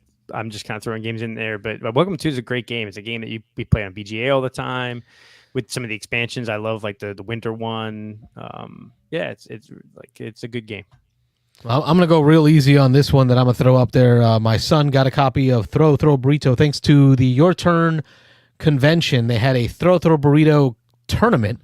So he had a chance to play out there, loved it. So he got a copy of it, I believe, for Christmas, Throw Burrito. So we got to play it over the New Year's. And this is going to be an easy one. It's going to go right here. Right there at the bottom. At the bottom. Under skull. Yeah. The kids had a blast. The kids loved it. They had a lot of fun playing it. I had a good time running the game. But, man, these kids with their fast little hands, it is hard to pick up a burrito. They got such quick little hands. And then they all love to throw burritos at their uncle, like right in the face, hit me right in the face, glasses and all. So that's always fun. Yes, Yeah. they had a great time. Yeah, my kid got a copy for Christmas as well. We have yet to play it, but it's getting to the table soon. Just get ready for a burrito to the face. I think it's going to go well until my wife gets one in the face, and then it'll probably be like, "That's it, exactly. get it out of here." That'll ruin it all. Yep. Suddenly it's bedtime. Rich points out that we're running out of space up there. Will we have a bottom of the board? Will stuff fall off the bottom of the board? We've discussed this. I'm thinking yes, stuff soon will. Carlos is thinking about building an 8-foot board. Kind of like the one for Top Gear. It's they wheel it in, this giant 8-foot board. I'm liking the idea of having it about 15 and then having stuff fall off. So, anyway, we'll have to discuss that behind the scenes. But we got to keep moving on this. So, Potion Explosion, another pretty light game. Another game that I've introduced a lot of people to the hobby with. This one's a little more complex. I guess anybody who's played online, the Candy Crush and those kinds of games. That's Bubbly Pop and all those type of games. Those are the ones to kind of introduce it to. This game is good. I enjoy it. It doesn't completely do it for me. After I played it a few times, I was like, oh, okay, it's kind of, I've seen that. I've been there, done that. So I'm not going to put this quite as high as I'm going to go Welcome to. I'm going to put this, I'm going to say above Skull, but below Heat. Okay. So, that's where I'm at. Right about there, Right folks. there, yeah. So Bottom half. Bottom third. Yeah. All right, I'm going to keep it going. We'll keep it with run out of these light, quick games. Quixx is a light roll and write filler type game. 15 minutes, 2 to 5 players. You can find it at Target, Walmart, anywhere. But it's nice. It's nice because it's simple to play, and every turn everybody's involved. The active player rolls a set of dice, which include 2 white and 4 colored dice. Everyone gets an opportunity to use the 2 white dice to add to their filling, right? Because you get a piece of paper to fill in like Yahtzee. But then the player who's active also gets an opportunity to use the colored dice to fill in more. You're trying to lock dice out. It's mathy in a sense. It's like statistically. It's gonna go. Wow, yeah, just above Skull. Oh, wow. Wow, it's towards the bottom here. All the way down there at the bottom. And I am running out of room, folks. It's starting to happen. So that's Quixx, way down there at the bottom. Yep. Okay, my next one, again, we got a couple more here to do. I'm going to go with, you can see that on the little screen, it's Alhambra. Alhambra is a tile-laying game. This game's been around for a few years. You're building a little Alhambra with different kinds of rooms. You've putting them in different sections. You're pulling tiles out of a bag to put them out into a market, and you're either taking money cards each turn or buying, acquiring these rooms to then put either in directly into your Alhambra, into your little community there, or you can put them on the side, store them, and then pull them out later. Anyway, fairly light, fairly quick game to teach people. I'm going to say that this is going to go. I'm going to put Alhambra above New York 1901 and below Guild of Merchant Explorers. That could move up a spot or two if it moves in any direction, but that's where I've got it right now. Okay. Here's a game that we both played, Rob, so we get a chance to put it up there. We had the opportunity to play Outer Rim. Star Wars Outer Rim. Thank you. We talked about it a little earlier in the show when Ron was here. And, for me, I don't have the quite statistically valid, organized system for measuring where the game goes that Rob has. I'm more about how much fun did I have and my desire to play it again. As much as I really loved Outer Rim, that game length, man, Yeah. that 4-player length, It is it a just long one. kind of makes it fall short of the desire to play again soon. Yeah. Right? So it's going to put it towards the middle. Okay. This is where it gets tough. Probably Below 1901. below 1901, but above Welcome to. Okay. In my desire to play. Some of these are so hard to rank just because I've got the same one coming They're so up here. different games. Yeah, they're such different games. So, putting it above Welcome That's to. why I say, how much fun did I have, and how much do I want to play it again? I thought you might have put Alhambra a little higher, Rob. It's a classic sort of old. Yeah, as I say, game, if it but, moves one way or another, it's going to go up for me. It's a game actually that I've only discovered in the last year. Yeah, I played it first on BGA, Board Game Arena, and then I played it a couple times in person now over at Your Turn. And as I play it more, I'm liking it more and more. So again, I think this one could go up a couple of spots if need be. But Star Wars Outer Rim, I'm going to agree with Carlos. It's a big game. It's a heavier game. It's a game that I normally would like. But every time I play this game, I think I've played it 4 times, and I think every time I've played it at 4 players, and 4 players is just too much. And so I need to try it maybe with 3 to see if that improves the experience, and play with people who know. It seems like just about every time we play it, we're teaching somebody, which makes it a little longer. Wayne. Yeah, my fun. Yeah, this time. Yeah, my fun with it this time is going to put it. I'm gonna say. What did I miss? Sorry, I missed that comment. Oh, he was just saying that every time we play, we're We have teaching to teach somebody. new, and so it always makes it drag a little longer. So Hey, he was I calling me watched out. videos before. You I did came fine, on. Wade. I That was joke. fine. You did Just messing fine. with you. I'm gonna put it above Heat, below 1901. Oh, wow. Right about where I'm at. Right in the middle. Yeah. So. I think if you played it at 3 players, it would go a lot snappier. Or It even could, yeah. and that Yeah. would probably make it a better, more enjoyable experience and put it up higher on the list. Yeah, 4 plays, it is feeling a little repetitive, although this is the first time I played with the expansion. The expansion was nice, but there were a few things about the expansion I didn't like, but we won't go into that now. We'll talk about that later. Go ahead, Carlos. All right. My last one that I'm adding to the list today is going to be Gizmos. Gizmos by Cool Mini or Not. It kind of came after the Potion Explosion with the marbles. They use them in a different way this time. They kind of go into a hopper, and it's going to dictate what you draw out. It's an engine building, like pure engine building game with beautiful artwork. And I just forgot how much joy this game brought to me. Yeah, you really liked this game. I've back in the always day. liked Gizmos. Like Yeah. if you like engine builders, if you played Splendor once and thought, man, that was cool, like Gizmos is right up there. Yeah. And it is, man, it's hard for me because we're talking upper half here. Decision Hold on space. a second, Carlos. You got to give me a praise B then, because it's a Phil Oh, Walker Hardy is it a Phil Is it Walker Phil Hardy? Walker Harding? Oh, I didn't realize that. Praise be, praise be. It's man, it's like it's got the level of fun that I enjoy from Furnace for the thinky part of it.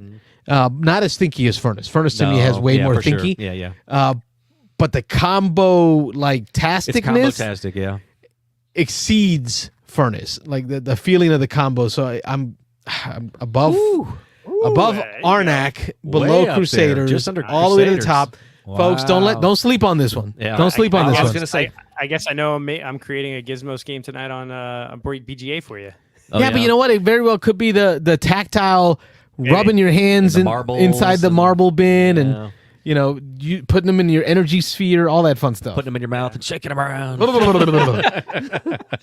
I'm going to agree that Gizmos, or I'm going to say that Gizmos is an underrated game. I think not enough people have played it because I think a lot of people would like it. It's light enough, it's fun enough that it's almost a filler for me. It's definitely not a filler. It's definitely a step ahead of a filler, but it's a fun game. I don't love Gizmos. I like it a lot, but that's higher than I would have rated it. But for me, I'm going to finally get Lost Ruins of Arnak on the board. So that one is. Are you judging this based on playing it right or wrong? Exactly. I was going to say, I'm going to judge this based off of not playing with the expansion. And again, I know we need to play the expansion the correct way, and we need to do it the right thanks, way. Diego. Yeah, exactly. So playing it with the expansion could change the experience, but I'm going to say that Lost Ruins of Arnak is going to go. I've got to put under Ethnos, above Ready, Set, Bet. Okay. So it's fairly high. And so I just saying that now reminds me that I've got to get Dune up here soon just to see where that shakes on the board. It doesn't go on the board Expansion. until you play it again. Yeah, exactly. You gotta play it again. So I'll play Dune Mitchell, anytime. Carlos and Rob played the expansion, and even though the expansion tells you to not do something in a specific way or play a certain way, The expansion. Yeah, it says that there's a new research track, and the expansion says in it that if you're playing with the expansion characters, that the research track in the old game is too easy, and that you need to use the new research. No, not track. need to. It says you should. You should. Okay, it says we believe you should. You should. And we took that as a suggestion, not a rule. And we didn't want to add too many new components, especially we were playing with his wife, and so a fairly newish gamer. So we decided to keep it as light as possible. So we didn't put that out there, and we found by the end of close to the end of the third, there's 5 rounds, the end of the third, beginning of the fourth, we were all almost pretty much at the top of the research track. So it was definitely a little broken. Now, we also had a huge game day where we played Mosaic twice in a row. Yeah. Big old games of Mosaic, and it is part of the games that we've played. So I always said that this will be naturally, organically moving and fluctuating. Yep. So I've got to make some movement on my Mosaic. Okay, yeah, I'm all for that. Based on my recent plays of Mosaic. Got to go up. It is going up. I steal your thunder? Okay. But not as much as that I would think. I'm just gonna right now. It's gonna have a swap. It's gonna pick Tapestry and Mosaic. Leapfrog Tapestry are swapping. You still think it's below Ethnos, huh? I said that, and now Ethnos going down one. So Furnace? There we go. And I'd rather play Furnace. You'd rather play Furnace? I'd rather play Furnace. Okay. Mosaic. Okay, Mosaic above Ethnos, above Tapestry. Those two plays help solidify that Mosaic is a solid, good game. It probably does the tag system better than even Arc Nova does. The area control and the tag system that Mosaic has is more fun. Mitchell, Tapestry is only that high because it's based on these other games, and it's, so as other games are played, Tapestry will move back down. Yeah. These aren't our all-time ranks right now. So obviously, we don't have a lot of games we've played up there. We're trying to do the most recent games, and then as we go along, we're going to play, put up games that we've just played. But we won't always have games we just play. There's going to be weeks we just don't play games, and so we'll go back and grab some older games. So in any case, for me, I told Carlos before, I forgot where I had ranked Mosaic. Right now, it's number 3 on this list under Unsettled and Trajan, one above Tapestry.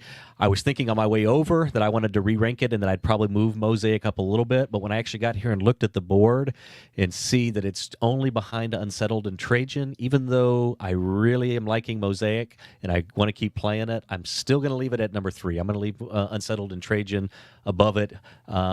Trajan and Mosaic could switch spots at number 2 at some point, but right now, through 3 plays, that's where I've got it. I'm going to leave it at 3. We hope you enjoyed that. That was our update to the recently played ranking board. Yep. Where those games are, completely subjective. Oh, yeah. No scientific method behind it. Don't hold me to any of these in a year. But it's our way of kind of keeping track of what we've played and what we think of it and giving you all a visual of what that looks like. So thanks for joining us today. Yeah. And the live call-in show. I'm shutting down the phone line. A nice long show today, man. We're at 2 hours. Are we at 2 hours? Yeah, 2 hours. Oh, that flew by. It goes quick when you're having fun. Yes, it is. Good stuff. Hopefully, WotC won't come after us for their 25% cut. Well, you, man. That's on you. Substantial. We want to thank Ron from Ron Talks Tabletop for coming to Studio B to play games with us. Thanks for visiting, Ron. And it's always open invitation here. Anybody comes into town, anybody out of town, let us know if you're coming to the Tampa, Orlando area. We'll make it happen. We'll figure it out. Yep. I'm Carlos. I'm Rob. I'm Wayne. We are the Beans and Dice Podcast, a podcast about how we game.